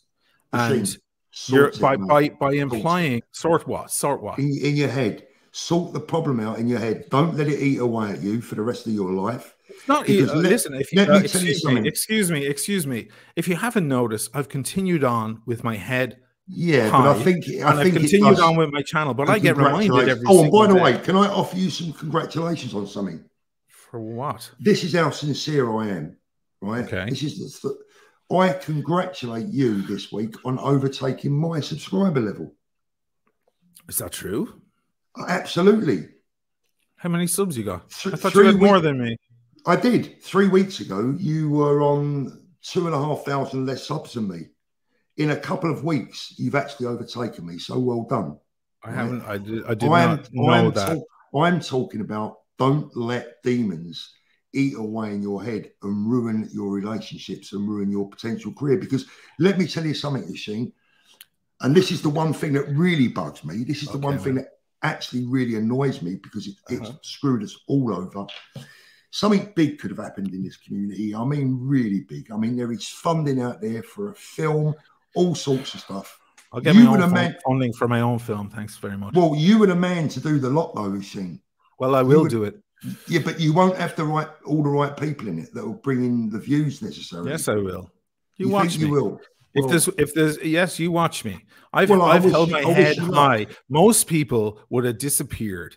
Everybody, the word on the street was Oisin's done. Timeless Watch Channel, it's over. Some guy made a fake fucking website pretending to be me, apologizing. You know when that website disappeared, by the way?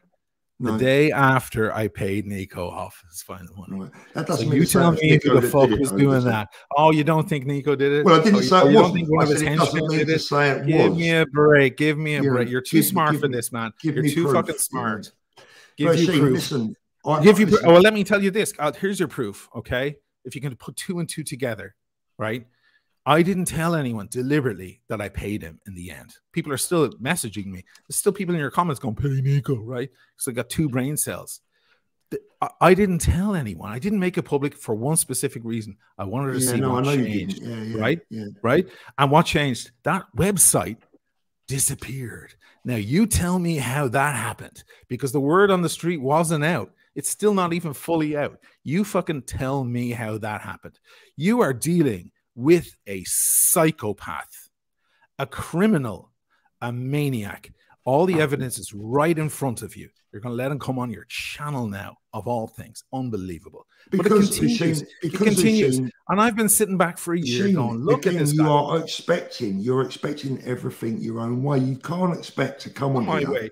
It's not my way. You used to be my friend. It's not my way. I would rather it to be very different. So what you're saying is that it's okay. Look, I've welcomed you on this channel tonight. I offered you an invite to come on the channel tonight, and you have. Thank you. Honestly, I came on because of the wizard situation, because I have first-hand experience. No, but I'm glad that you came on, right? And I admire you for doing that. But what I'm saying to you is, you can't then determine to me who I allow on my channel to have a say. No, I can't. I can't, but I have the right to react my own way. I can't tell you who to have on your channel. You can go ahead and have you can have Putin on your channel if you want, but don't expect certain people who don't like Putin to like you anymore. Just accept the natural reaction. You're going to have a guy on. It's a bit like the BBC. I mean, they have plenty of people on that I don't like, but I don't mean to say I'm not going to watch Match of the Day tonight. Well, you have Big Ben behind you in the picture as well, so it gives it an extra BBC feel there with London. But you know, listen, I'm just reacting to what it is. You can have anyone you want on the channel, but don't expect me to come on your channel because you've been fraternizing with people who are still guilty of horrific behavior to me. All I can do is behave the way I see fit in my world. I'm really sorry. The fact is that I've continued on. I've continued on with the channel. I've held my head high. I've kept going. Apparently now I have more subs than you. I did not know that. I don't stare at everybody's subs. I don't barely even stare at my own, but I've kept going. I'm going to keep going as long as I can. I've held my head high. I've made new connections. I'm reaching into new things, despite everything that happened to me. So you telling me not to hold all this shit in my heart? No, I'm not doing that. I'm continuing on. But if you ask me what happened, who was it, what exactly was the thing, I'll fucking tell you because I remember. That's all it is. It's just a memory. Just because the time has gone by doesn't mean it didn't happen. And doesn't mean that I'm still not paying the price to this very day. Before I came on here, you know how many people in the chat there, Oisin's a criminal, Oisin's a thief, Oisin's a pay Nico, pay Spencer, the usual shit. That's going to take years to go away. Yeah, but you've got to ignore that because that, listen. Yeah, I do, of course. Otherwise, I'd fucking jump off a bridge. Yeah, exactly. But I'm continuing. I'm not holding anything in my heart. But when you ask me, I'll fucking just tell you. Because it's the truth. And when you have the truth in your hands, it means so much. It's like when I was robbed. I think that I can let it go. But deep in my heart, I can't let it go. But what I have learned over the years is that I can't let it rob me of my life as well as my watch. Okay, so let me put this to you, Paul. Yeah. Can you admit you backed the wrong fucking guy? You what I would fucked say, this entire community by backing a maniac who leaves behind him a trail of shit so long, and this guy walks away. Can you admit that you made the wrong move? You backed the wrong guy. You thought you were being a little bit smart by like being on everyone's side at the same time. But the truth is, you can't be on the side of a super aggressor. You can't be, because then it makes you culpable too. You want the truth. Part of the You've asked me for the truth. I'm going to give it to you. The truth of the matter is, I didn't agree with either of you. That's the truth of the matter. And I told you both that I didn't agree with either of you. And to this day, the only difference between you and Nico was that you owed the Nico money. If it had been the other way around, I'd have had to have come down on your side. You owed him the money. I'm glad you paid him. For me, when you paid him, that was the end of it. But it wasn't the end of it for you with me. No. And let me tell you something as well. Last night we were talking about this on Tim Wright's show. Plug for Tim Wright, by the way, best journalist in the watch world. We were all saying, listen, let's say Roman cover, getting back, by the way, to the original point of this whole stream, let's say Roman covers, because Roman vouched for Wizard on many, many occasions quite heavily. And I've heard from people who got fucked by Wizard, and they told me the whole reason that they trusted him was because Roman Scharf from Luxury Bazaar There's one very thing supported him and vouched for it. Oh, hang on. Okay, well, we'll get to it in a second. Yeah. I said to everybody, listen, guys, can I ask you all something?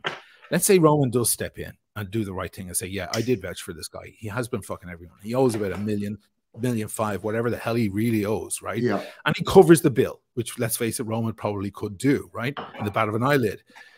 Is everything okay? Are we back to square one? No, because those people nearly got fucked. And now we remember. And now we know who was behind it. We know who vouched for everyone and so on. So yes, everybody gets their money back. But I believe that gentleman was on the screen earlier below who got messed up for his 93K. That guy should never do business with these guys again. He should, I don't mean to hold a grudge in his heart or hold hatred in his heart. Yeah, but he should learn who the fuck he was dealing with.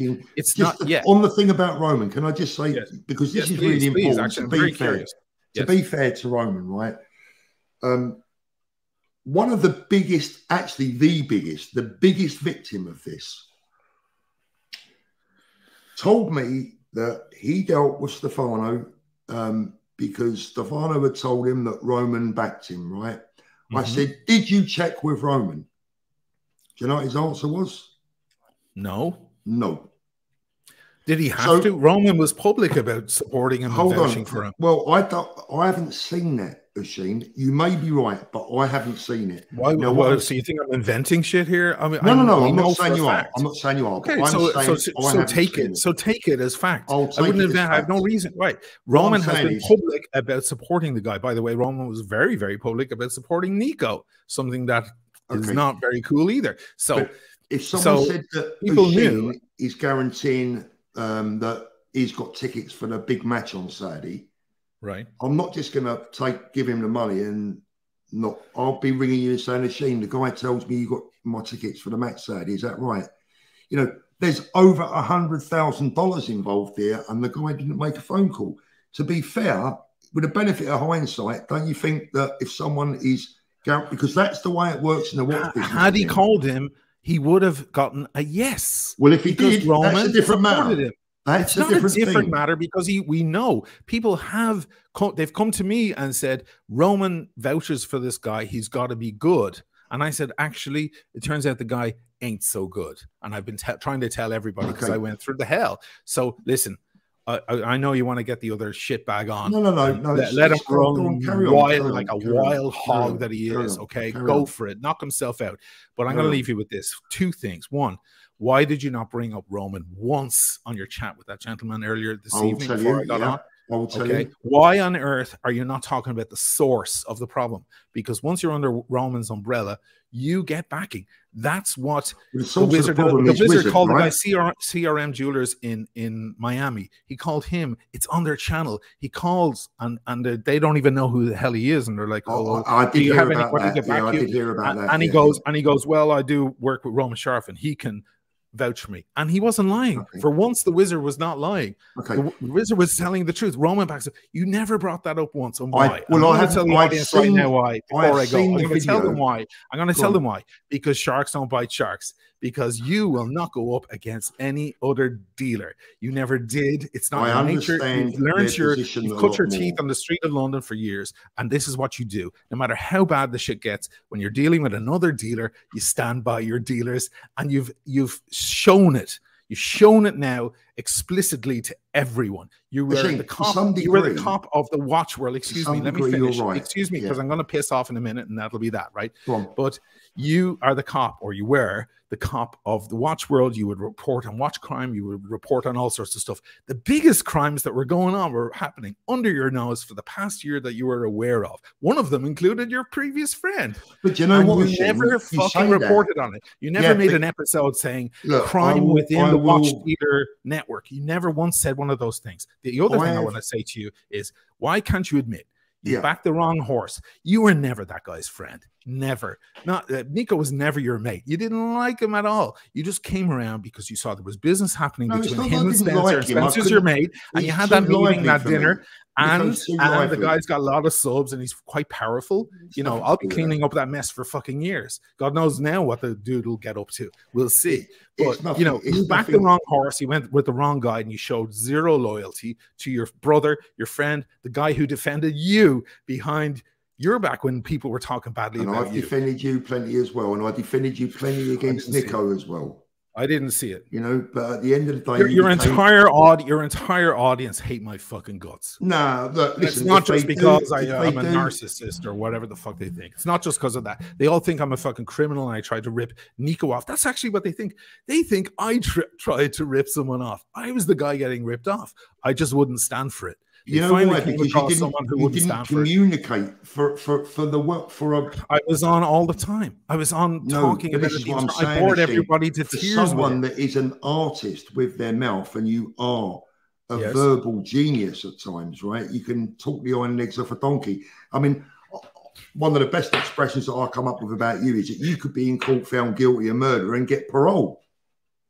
Right? Or a spin on that. Maybe I'd be up for murder, but I didn't do it, and I can show everybody why I didn't do it, how I didn't do it, and where I actually was.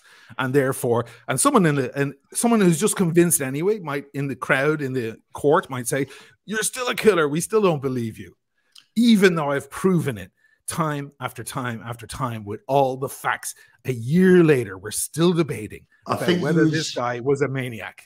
I think we're not really debating that. I don't really want to talk about anyone else. Okay. My only interest is you and I, right? And the way that we fell out. And I would say to you that you're right about one thing, and I've admitted to you before, I'm always big enough to admit when you have been right. And I remember sending you a message about something where I said, actually, Eugene, to be fair, you was right about that. The one thing I will say is that you do recognise that we have different upbringings and we have different beliefs. And I spent 40 years in a business that is very hard to turn my back on. When you talk about Roman, I must say this, Roman has always been very helpful to anyone and everyone that's ever stood in front of him. Yes, I think that, like, he's probably going to look at this and go, shit. But here's the thing. When people say that someone is backing them, you need to check with that person. Because if you check with that person, the way it works in the business of Sheen is that if I tell you, or let's say you want to buy a watch from Spencer, and Spencer rings me and says, Paul, were you going to guarantee Sheen? And I say yes. And he says, you put your name on that. I say yes. That means if you don't pay, I pay. But if Spencer rings me and says, oh, Paul, what's his Sheen like? I say, yeah, he's all right. That's not vouching for you. Uh-huh. It is a difference. I'm looking for the message. I'm looking for the message from Chris, who I was speaking to today, who's still owed about 100,000 from the Wizard. Still 100,000. Think of it. I was dragged through the mud for fucking $9 grand. This guy's getting away with all this money, and nobody has said a fucking word. Put that in your pipe and smoke it, fellas. The thing is, though, you have to recognize, because Chris is one of them, right? Chris is a great guy. I've been to Chris's home. Now you got to understand, Shane, that these Excuse me. So here's the thing. Let me bring it up. Yeah, okay. go on. Yeah. So when I went to Roman, I was assured he's not a scammer, that he just got a little behind. In other words, maybe that's what Roman felt. So on. Okay. Well, then where's your point about contacting Roman? This guy contacted Roman. This guy passed it with Roman. Yet Roman never came up in your conversation this evening. Let me tell you why. Because people don't want me to. Look. Roman doesn't want you to. Roman doesn't want you to. Chris is a lovely, lovely guy, and he has every respect. And I asked Chris, did you actually physically firm up with Roman and say, are you guaranteeing this guy? And he said no. Well, he said yes here. Is he changing the story? Chris, are you in the chat? No. He may have spoken to him afterwards. But I asked Chris, I'm sure it was Chris, because I've spoken to 2 or 3. It's the ball chap. There's a photo of all 4 of us together. Did you firm it up with Roman? Did you firm it up with Roman? And the answer was no. This is the thing, is that, look, we're all only responsible, Sheen, ultimately for our own actions, right? And you can vouch for someone from a personal degree. If Roman's never had any issues with Wizard in the past, why would he say there has been an issue? I know a guy, Sheen, I know a guy in the business that I dealt with for about 18 years, right? I dealt with him for about 18 years, never had a problem with him. Okay. The guy committed suicide, owing people hundreds of thousands of pounds. I never saw that coming. I'm sure, yeah. I mean, these kind of things could come in. Right. You know, and if someone that has said to me the week before he committed suicide, does he stand up? I go, yeah, he's fine. I've never had a problem with him in 15 years. Next minute, bang. Tops himself owing loads of people money. It's crazy, man. That's crazy stuff. But the truth is that Roman, I mean, if you'll allow me to say it, I think this is a tad bit of a stretch here, because Roman's been very public about backing Stefano. Stefano tells everybody about it. Roman also was extremely public about backing Nico, for example, who was in concert with Wizard over that entire deal with me. They worked together, and Roman still paid timwrite $500 to come onto his channel and defend. He was driving his car at the time. I'll never forget it. Right. And he defended Nico right there. After Nico had pulled all of this mad fucking shit, he still got on there. All I could think of was Roman probably doesn't know the full scale of what the hell is going on. That's what I'm going to say. And he's just defending another dealer, because dealers defend dealers. You're guilty of it yourself. If you want to unguilt yourself of it, if you want to clean that slate, make an episode called the questionable underbelly of dealers in the watch world. I know you don't want to do that because it doesn't play into your narrative, Paul. The Rolex is the problem. The watch register is the problem. The thieves on the streets of London are the problem. But it's never the problem of the dealers ripping people off day and night. No, you won't turn the gun on them. But there is something else, time and time again. And you did it on a video about me today, where you slandered me, or you went after me. You mentioned my name 100 times, and I'm in the fucking title and everything. And you never said the word Stefano or the word Wizard or the word Roman. And those guys are behind millions of dollars of being ripped off. And all I did was say that a shark doesn't bite another shark. Yeah, but you also said that you also accused me, Shane, quite clearly of not mentioning this. And you did it again. But neither did you. Did it tonight. Yeah, but neither did I was the first person on the channel. Anyone else? I was the first person on this episode, on this show, or whatever you want to call it.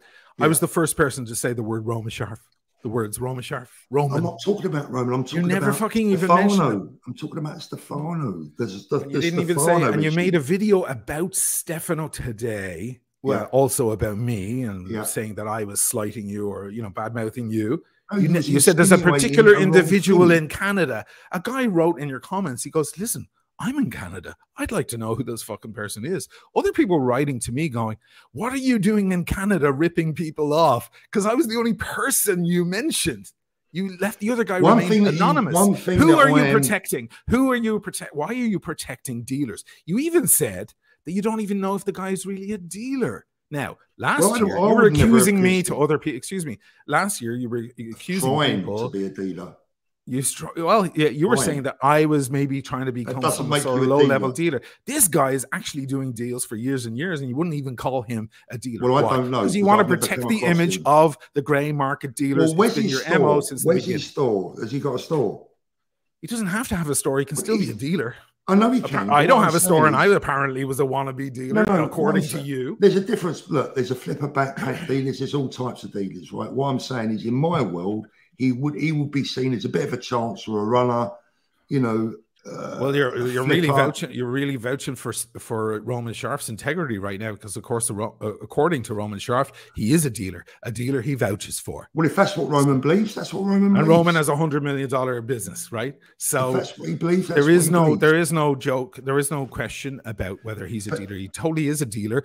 Everybody's been led to believe he's a dealer. He's behaving as a dealer, and he's moving huge amounts of money through his account dealing. He's a fucking dealer. You wouldn't say he was a dealer. You wouldn't say his name. No, you wouldn't say his avatar. You said my name.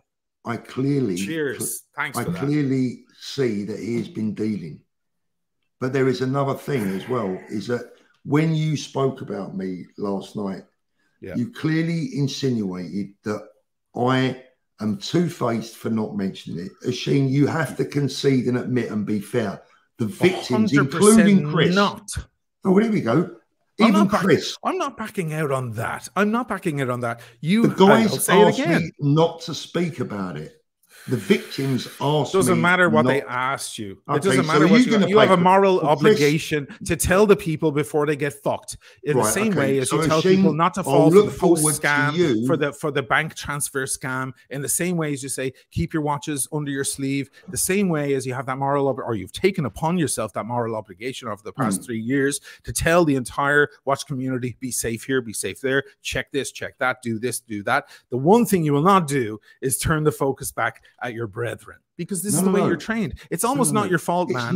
You're just programmed. You're programmed to defend the dealers. Not about you won't say a single solitary bad thing about the dealers, and yet the dealers are getting up to all sorts of fucking crazy shit. About the victims, Asheen. If you think you're right, I look forward to you sending Chris and the other guys their money.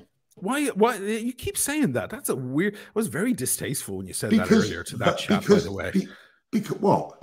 Earlier on in the thing before I was on, some guy made a point. And you came with this thing. Are you going to, if you feel so strongly about it, give the guy his money? I'm like, exactly. Hold on a minute. How is that a point? I don't know. It is a point. It is a point. Look, Asheen, if those guys felt they stood a better chance of getting their money back if it wasn't brought to light. And actually, they're proven right, because Stefano has been drip feeding some of them their money back. While he was ripping new people off with their stolen money. I don't know. I'm sorry for the people who got ripped off already, but even those people are in a moral quandary by that's called a no-win situation. It's musical chairs. It's musical chairs. Give me my chair. Fuck the next guy. That's what it is. Give me my chair because I want my money back. But I knew the next guy. Okay, but I knew the people. You know what? In the next few months, and probably in the next few days or weeks, even now that we're talking about this so much, people are going to come forward. I think they're all. And those people are your victims, Paul. They're your victims. Oh no, because you knew about it. You knew about it, and you didn't say a fucking word. So did you. I did, and I told everyone I could. I've been boring everyone to tears. I've got So the entire last year. This is where you actually lie. This is where you actually lie. I've been telling everybody. Right. So I've been telling everyone about my entire thing. I've got a message from a victim here. Yes. Right. I've got a message from a victim here. This is where I lie. That says to me, Jesus okay, Christ. so listen, let me read you My God. Let me read Some people ask me why I drink. Let me read you a WhatsApp message from a victim, right? If I can find it, because I've had about 100 since we've been online. You better let the other muppet on soon. He said, he says, please tell Asheen that he also knew about this a long time ago, and it's in no way am I any way responsible for anyone getting ripped off. I was asked by the victims not to say anything, and I adhered to their requests. Well, you made a very bad call. Well, listen, if that's your belief, that was I wrote it. I actually wrote it down earlier on. I understand what you're trying to say. We all understand what you're trying to say.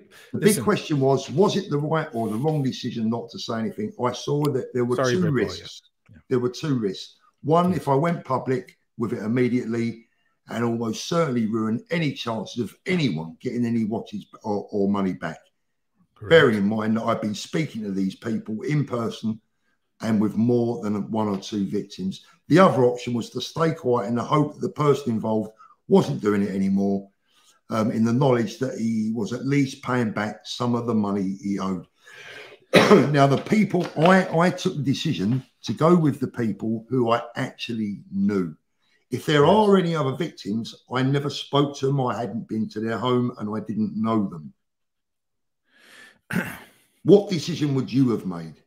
I would have made the morally correct decision. I would have said, listen, I'm sorry you've been ripped off. Let's do what we can, but we can't. And certainly as the apparent police officer, the father figure in the watch world, okay, I can't in moral conscience, in good conscience, hold this information back because there will continue to be victims, and we fucking know there have been, and there are a lot of them are going to come out now in the coming weeks, of course.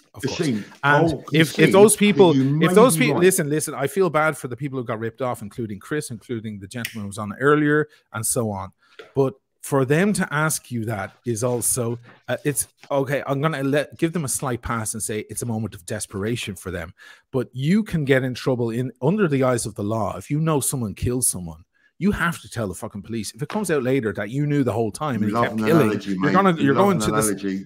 Yeah, the analogy is there. You have to, because you don't like analogies. I guess nobody speaks. I do actually. I love analogies. Okay, brilliant. Well, listen to this one. So listen, yeah, it is relevant. It doesn't have to be the same. There's a difference between an analogy and a comparison. I'm not saying it compares to some guy who's killing people. I'm saying if you were in a situation like that and you held the information back from the police, you would wind up in trouble too. These people who have been ripped off, I feel bad for them. It's awful, you know, and so on. I could have easily been one of them. I definitely would have been one of them. Okay, had I not stood my ground, but it's morally reprehensible to tell everybody to shut up because you want your money back.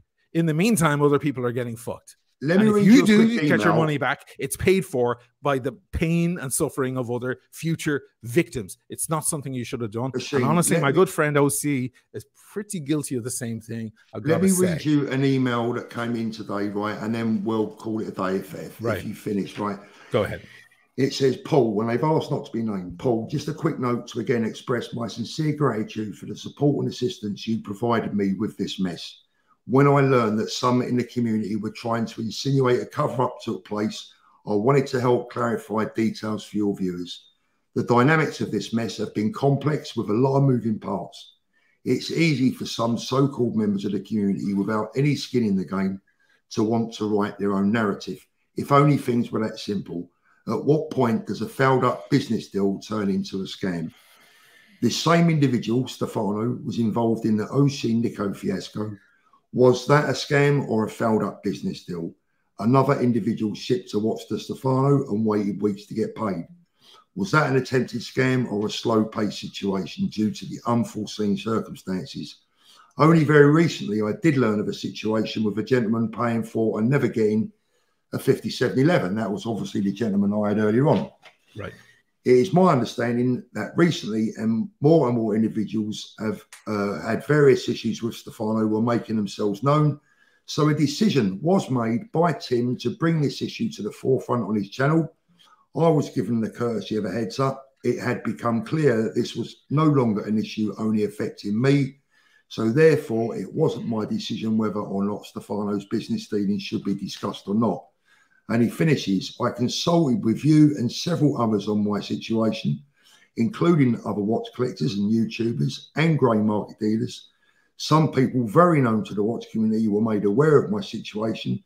Everyone's priority has always been doing the right thing by me, and let's not turn this into a story and channel news fiasco. The community should show their appreciation and professional integrity shown by yourself and Tim. And that's from a victim machine. Well, as I said, the victims aren't exactly innocent themselves. Their desperation showed, and it was musical chairs. They wanted to sit on a chair and let the other guy be left without any chair. So I have to say, I was speaking to Chris earlier today. He reached out to me because I said I'm going to do a big video on this stuff. And he said, here's all my info. He sent me the photo of the bank transfers and everything, all the info and phone calls between him and Stefano and stuff like that. And I said, listen, at what point, I'm not trying to turn the crosshairs on you, man, but at what point did you decide, or did you ask, or were you told to stay stum about this? Because the moment that you do that, you're also now up to, just because you're a victim doesn't mean you're completely innocent yourself. I don't think Chris was ever told to keep stum. I think people were, you know, I asked Chris a long time ago. He's in a moral quandary. I told him I asked him, I said, do you want me to go public with this? And he said, Paul, I'd rather you didn't. Because he wants his fucking money back. And of course he wants his money back. But that's not good enough a reason. Other people are getting fucked. And Paul, you're the king. You're the fucking father of the watch world. It's on you to say, listen, I'm sorry, but if this shit is going on, I need to talk about it for the same reason as I need to talk about some guy who got ripped off on the street when he's walking out of the supermarket. Again, same shit. I think if it happened again, I would have to have some... It's happening. Here's the other thing. Shane. To be fair to me, certainly, is I actually only knew of three victims. I didn't know there was any more. They've suddenly come out of the woodwork, right? You know, when somebody said earlier in your chat, somebody said, I got it. Somebody said in your chat, like when you find one cockroach in the house, you know there's more. Yeah. And we know there's more. And it's the same thing goes with Nico, by the way, just before I hop out of here. You have several examples of the case with me, of Nico's character. So when somebody tells you that Nico's character has been that way for a long time, it confuses me that you can't compute that, because you have enough examples, and those examples were with your friend, man, not just some person you never met before. You saw it in real time with your friend. I had so I don't know what else to say, man. If it's not going in, it's not going in. That's my stance on it, my position on it. The Wizard's been out there scamming. The scams he's pulled off in the past year can be in part, in small part perhaps, but in part blamed on the people who knew and didn't say a word. That includes the victims. I'm sorry to say, I feel awful for them, but now they're engaging. They're culpable too, because they don't want to blow the whistle. You gotta blow the whistle. Otherwise, we need to see how many victims there are, Shane. I mean, we don't know. We'll find out over the next coming months. I can promise you now, from the bottom of my heart, I know of 3. That's it. You know, when I was first talking to Wizard, I knew him from the streams, you know, and it was my birthday. It was September, and in October, the middle of October, I got a bottle of whiskey from Stefano. Happy birthday, rock star. He always says rock star because he thinks that, you know, he thinks he's placating my feelings or some bullshit like that. He thinks I'm a narcissist like everybody else does, right? But I always go, ha, ha, ha, ha, you know, whatever, you know, you're not butter. Why are you trying to butter me up or whatever? But he would say this stuff, and he sent me this bottle of whiskey. It was 6 weeks after my birthday. I thought that's very late, but okay, that's weird. I realize now that the guy was buttering me up. He was softening me as his victim, his next victim. And then it turned into, do you want to sell me some watches?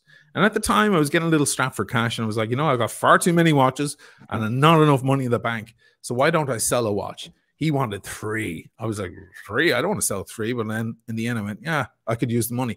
Now, looking back at the whole thing, I see all the pieces falling into place. It's kind of genius. It's kind of brilliant. And the guy's there in Canada where he can't really be held accountable by the United States, you know, Attorney General, etc., etc. But this is the kind of guy that's in place. Roman Sharf, your buddy, who's on your channel on a regular basis, they're going on and on and on. That dude vouches for him, still vouches for him as we speak. I don't know if he's going to come out and make a statement and remove it. That you'd have to ask Roman about, you know. But I've got to state that I've never seen Roman do anyone any harm or deliberately. Well, you have now. Do anything wrong. You have. Sheen, I'm glad that you came on tonight. I'm gonna have Nico on. I'm a man of my word. I kicked him off for you. So I've got Nico. If you're watching, I know you're watching. Come back on now, please. Sheen's going to leave, and I'm going to give you the chance to have your reply. Sheen, I'm not finished with you, Nico. If you're watching, I'm not finished with you, man. I'm not going to forget what you did to me. You're a low-life scumbag, and you have what's coming to you. All right, brother? Mark my words. You fucked with the wrong Irishman. Shane, you need to stop saying that stuff, mate, by the way. Well, it's been said many times, so here we are. Yeah, but you need to stop talking about the Irish thing, mate. It doesn't reflect well on you or I don't give a fuck. People. I don't give a fuck. There's people who hate me anyway. I don't give a flying fuck what the image is. I don't care what the image is. You shouldn't bring in people's races and nationality, really. That's not a good look, mate. It doesn't matter where we come from. We're human beings, right? Come on. Oh, come on. What are you starting with the race card now? What cheap card is how many times do you mention I'm proud to be an Irishman, sure. Yeah, I'm proud to be an Irishman. English, but I don't mention Okay, good. Good for you. Great. You know? Well, if someone fucked with you, perhaps they fucked with the wrong Englishman. How about that? Yeah, but I would never say that.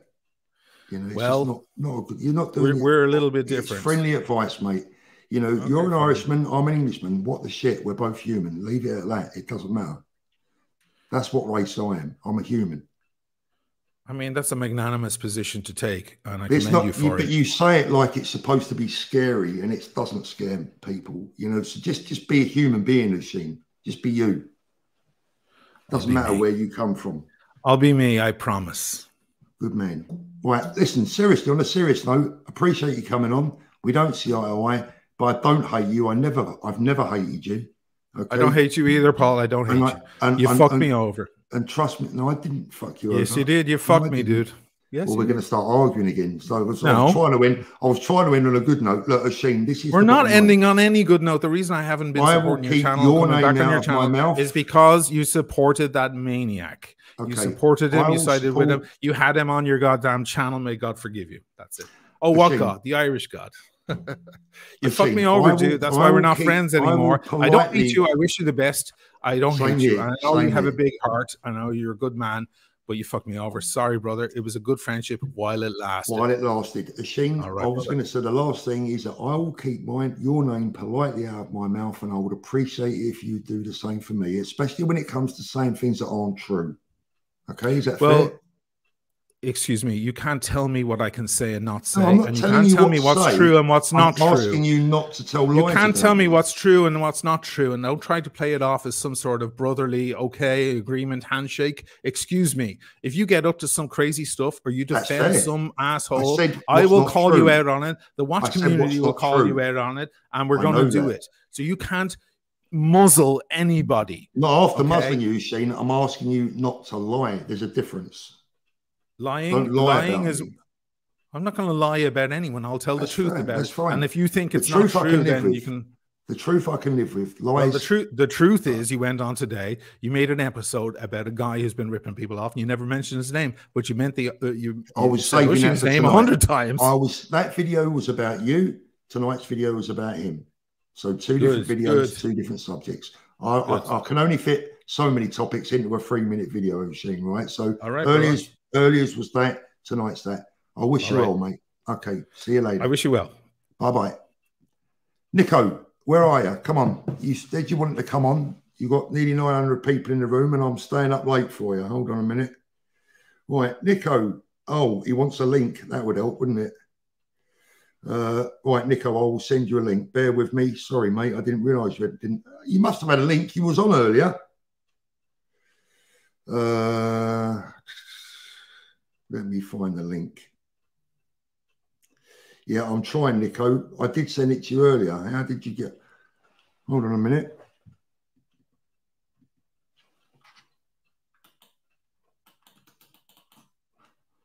Right, Nico, the link is going in the, it's going in now.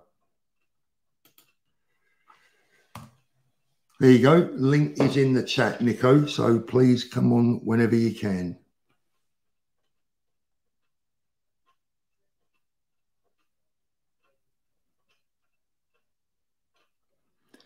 So we're now waiting for Nico to come on.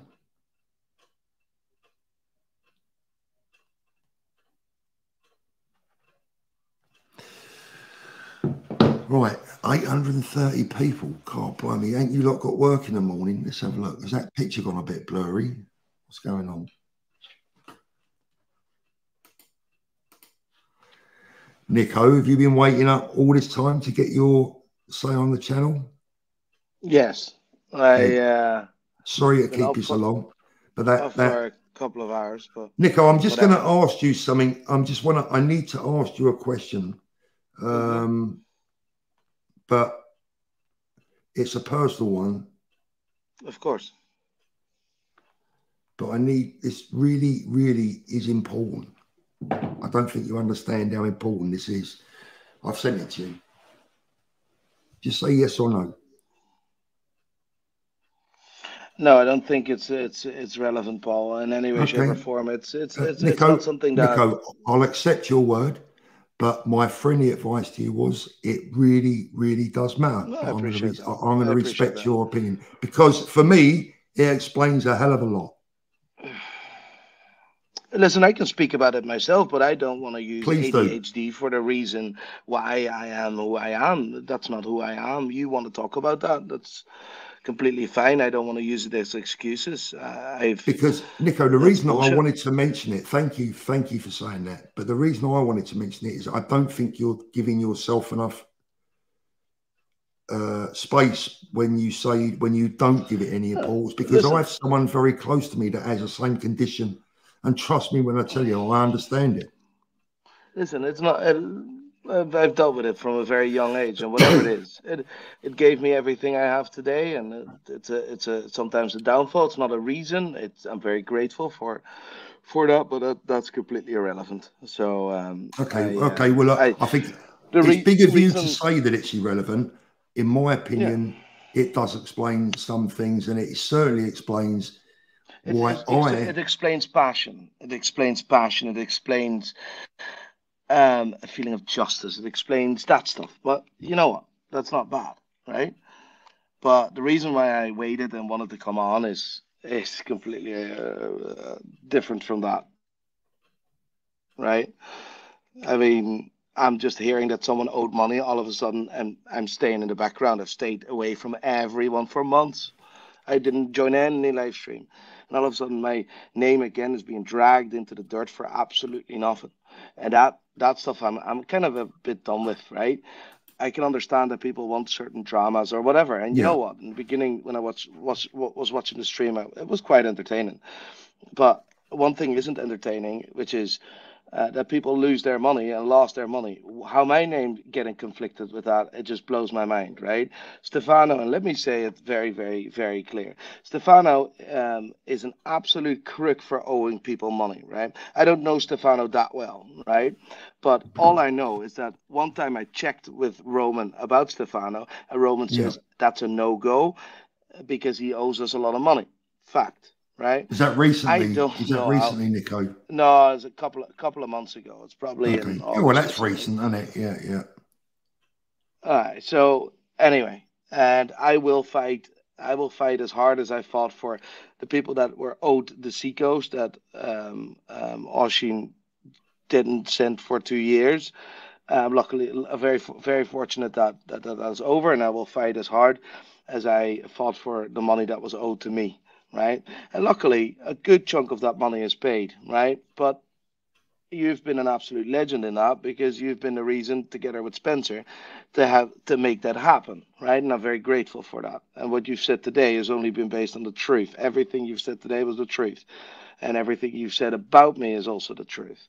So I'm very grateful for Thank you. Right. On the other hand, I'm standing there and sitting, and it's like, no one that will watch that stream will ever buy a watch of me and my business. I have not done anything wrong other than fighting for what I believe. And I work my ass off every single day to support my business, to support the people that work in my business, and to add value in the watch world, right? That is like, the watch world is merely a fight for someone's wrist, right? That's what the watch world is, right? Yeah. And what my task is, and what I feel that I think I can add value with, is fighting for creating more wrists, right? Making more people more enthusiastic about that. Now, listen, these live streams are not really creating any watch enthusiasts, if you know what I mean. Yeah. It creates drama, and I don't like that drama stuff, and I intend to stay away from that for every single time. I know I've been involved with a lot of live streams in the past, but after I realized that there was a lot of drama, I tried to stay away from it. And I'm now sitting here in a hotel room because it's our first family holiday with my wee baby that's 3.5 months old, right? I mean, I'd rather lie in bed than watching this Of stuff. course, yeah. I'm insecure. I feel an insecurity. I feel a need that I need to come on, and I don't want to feel that need. I just don't want to be involved in any way, shape, or form. I don't want my name to be dragged anywhere. I've done nothing wrong. I fought for what was right at the time. And the way I fought it, Paul, you were absolutely right. That wasn't the nicest thing. And it wasn't nice at all. And if I would have the cards now, that if I would now know what I would have done things completely different. And for that, 100%. But Oshin is about one thing completely right, is that people are protecting each other and dealers, not dealers sincerely, right? Because I would have Roman's back and I would have your back. Not because I like you or whatever, it's because you guys do the right fucking thing, right? And that's another thing. To give you an idea, right? Remember when I reached out to you when Phillips done the biggest fraud in our industry, right? This is the biggest fraud in our industry. This is just a couple of months ago. And no one, absolutely no one, talked about it, wanted to talk about it or whatever. Yeah. And I have messages from me to dealers wanting to get them to talk about it. But they all said no because they all have something to protect with this relationship with Phillips. Keep in mind, that's the biggest scam in the watch world today. And Roman, when I confronted Roman with that, or when I asked Roman, sorry, that was my battery. Roman was the first one who said, yes, okay, relationships of mine will be damaged because of it. But yes, you as well said, yes, we'll do this, right? And honestly, that is the biggest scam, and people are not talking about it. So indeed, Oshin is right that people are keeping each other. But like, Nico, I mean, can I ask you a couple this. of questions while I've got you? Can I ask you a couple of course. questions? Because like I've got to be fair to everyone tonight, and I'm trying to be really as fair as I can. Given you've already really answered it in some respects, but given the benefit of hindsight and what you know now, would you have handled the Oshin thing differently? Do you think that you got some of that wrong? Do you think you got some of that wrong? Absolutely, right? 100%. And I would apologize, and I have apologized for that, as you know, you've seen, right? Yeah. But listen, I am the one that wants to talk. I want to, like, keep in mind, right? But let's turn this around. This guy owed me a lot of money. And, okay, the way I went about, that's the reason why no one is ever really owing me money, because I kind of not the right guy to owe money to, if you know what I mean. And that's fine. There's nothing wrong with that, right? And I fight this for other people as well. But yes, 100%, I would do things completely different. I have learned so much from that situation. It's been a lesson that's still haunting me in some weird way, which I don't want. But honestly, here's a funny thing, Nico. Here's a funny thing. Here's a really funny thing. And this is what I was trying to get over to Oshin earlier on, and why I wanted to mention the thing that I asked you about. Because for me, it explains so much. And I'll tell you why, Nico. Because I'll be honest with you. When I first met you, I wasn't overly keen on you. I couldn't handle you. You know, you was a bit too much of a live wire for me. And I thought, who is this guy?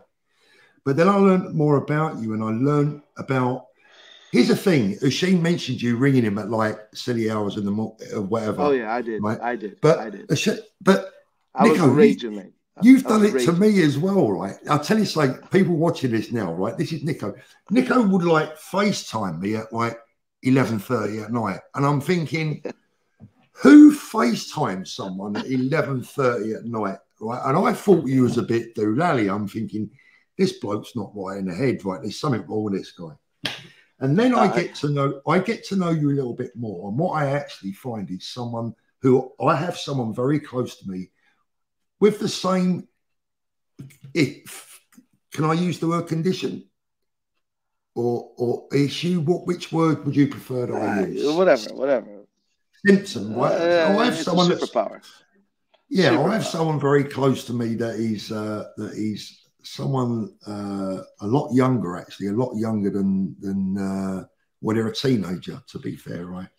And they have a similar condition, and they are the loveliest person you could wish to meet. They have the biggest heart, and they're lovely. They have not a bare bone in their body, but you know what? They do some weird things, and they deal with things totally inappropriately.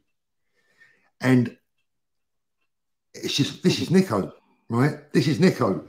And then I understood you. And when I understood you, then I understood, you know, and this is why I wanted to mention it, because I think Usheen, to some degree, may hopefully understand a little bit more that his actions weren't great. Your actions weren't always great. I appreciate that. But there are sometimes reasons. And I've always said... I appreciate that, but it's not my... No, and it's big of you not to use it as an excuse. I appreciate what you're saying. And I just... But mate, listen, you know I'm not what? here. I would... Go on. I would love to see... Ultimately, I just want to see peace between everyone. Oh, that's like, what I'd like. Mate, I don't want hassle. I don't want hassle. I just want to create. I want to create fun, interesting content. First of all, I want to grow my business and add value, and I want to sell more watches than I've done the previous month, and I just want to have fun, mate. This is my life. This is all I want, right? Yeah. And yes, in this situation, I've not dealt completely correct in any way, shape, or form, but on the other hand, I fight for what I believe, and what I believe in was fact. Someone owed me money and said he wasn't going to pay me, and I freaked out and wasn't in control of that situation. You learn a lot from that. That will not happen to me again. And I'm the guy that calls you at 11:30 because I'm still working at 11:30 because this is my life. This is not. I call it work, but I haven't worked in 7 years ever since I started my business. But yeah, it's a lot to learn from it. Usheen thinks... I would see him eye to eye, no. God, sorry, mate. Usheen tends to think that I never, ever told you that I sided with you 100% and never told you any of the wrongs that I felt. I did at times say to you about the doxing and that, right? First of all, you never said to me that you would back me 100%, because that wasn't the case, because indeed the doxing was a thing. But doxing wasn't publicly. It was in a WhatsApp group with dealers, and it was one WhatsApp group. What for me is a bit painful to watch is see someone going down and talking about that he needs to have other people to back up a story, right? Funny enough, these other people, one I don't know. Jasper is one of my close friends. Don't know what Jasper has to say, but he's one of my close friends. I don't just do this man to man. If you want a story, you want a story. Fair enough. If you want drama, you want drama. I don't want to be in drama. You've been an absolute gentleman, and I appreciate that very much. Someone owed me money, and I fought till teeth and nail, for however you call that, to get that money back. I didn't use the right manners, and I wasn't a gentleman. Or I've learned a lot from that situation, and for some of the things I definitely need to apologize, which I've done, and I will apologize again. But when someone tells you that they won't pay you, then it's lights out. Then it's lights out. As I said to Usheen, that was the breaking point for me. Yeah. Sorry, did you get that, Nico? But listen, let's not talk. I got that. But let's not talk about these details, right? Yeah.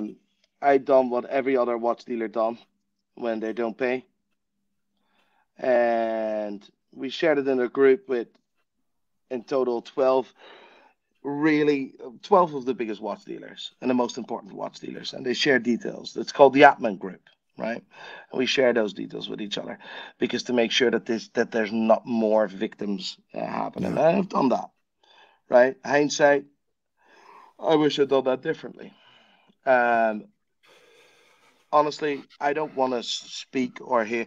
I hear this stuff, right? And I think about this genuinely, Paul. First of all, it's a form of insecurity, right? Whatever that an opinion of someone else needs to worry me, right? That I'm actually worried about someone else's opinion. That's a form of insecurity. That's something I would love to learn how to deal with a bit better. But the most important thing in this is that I hear things what I would love to have legal advice to, right?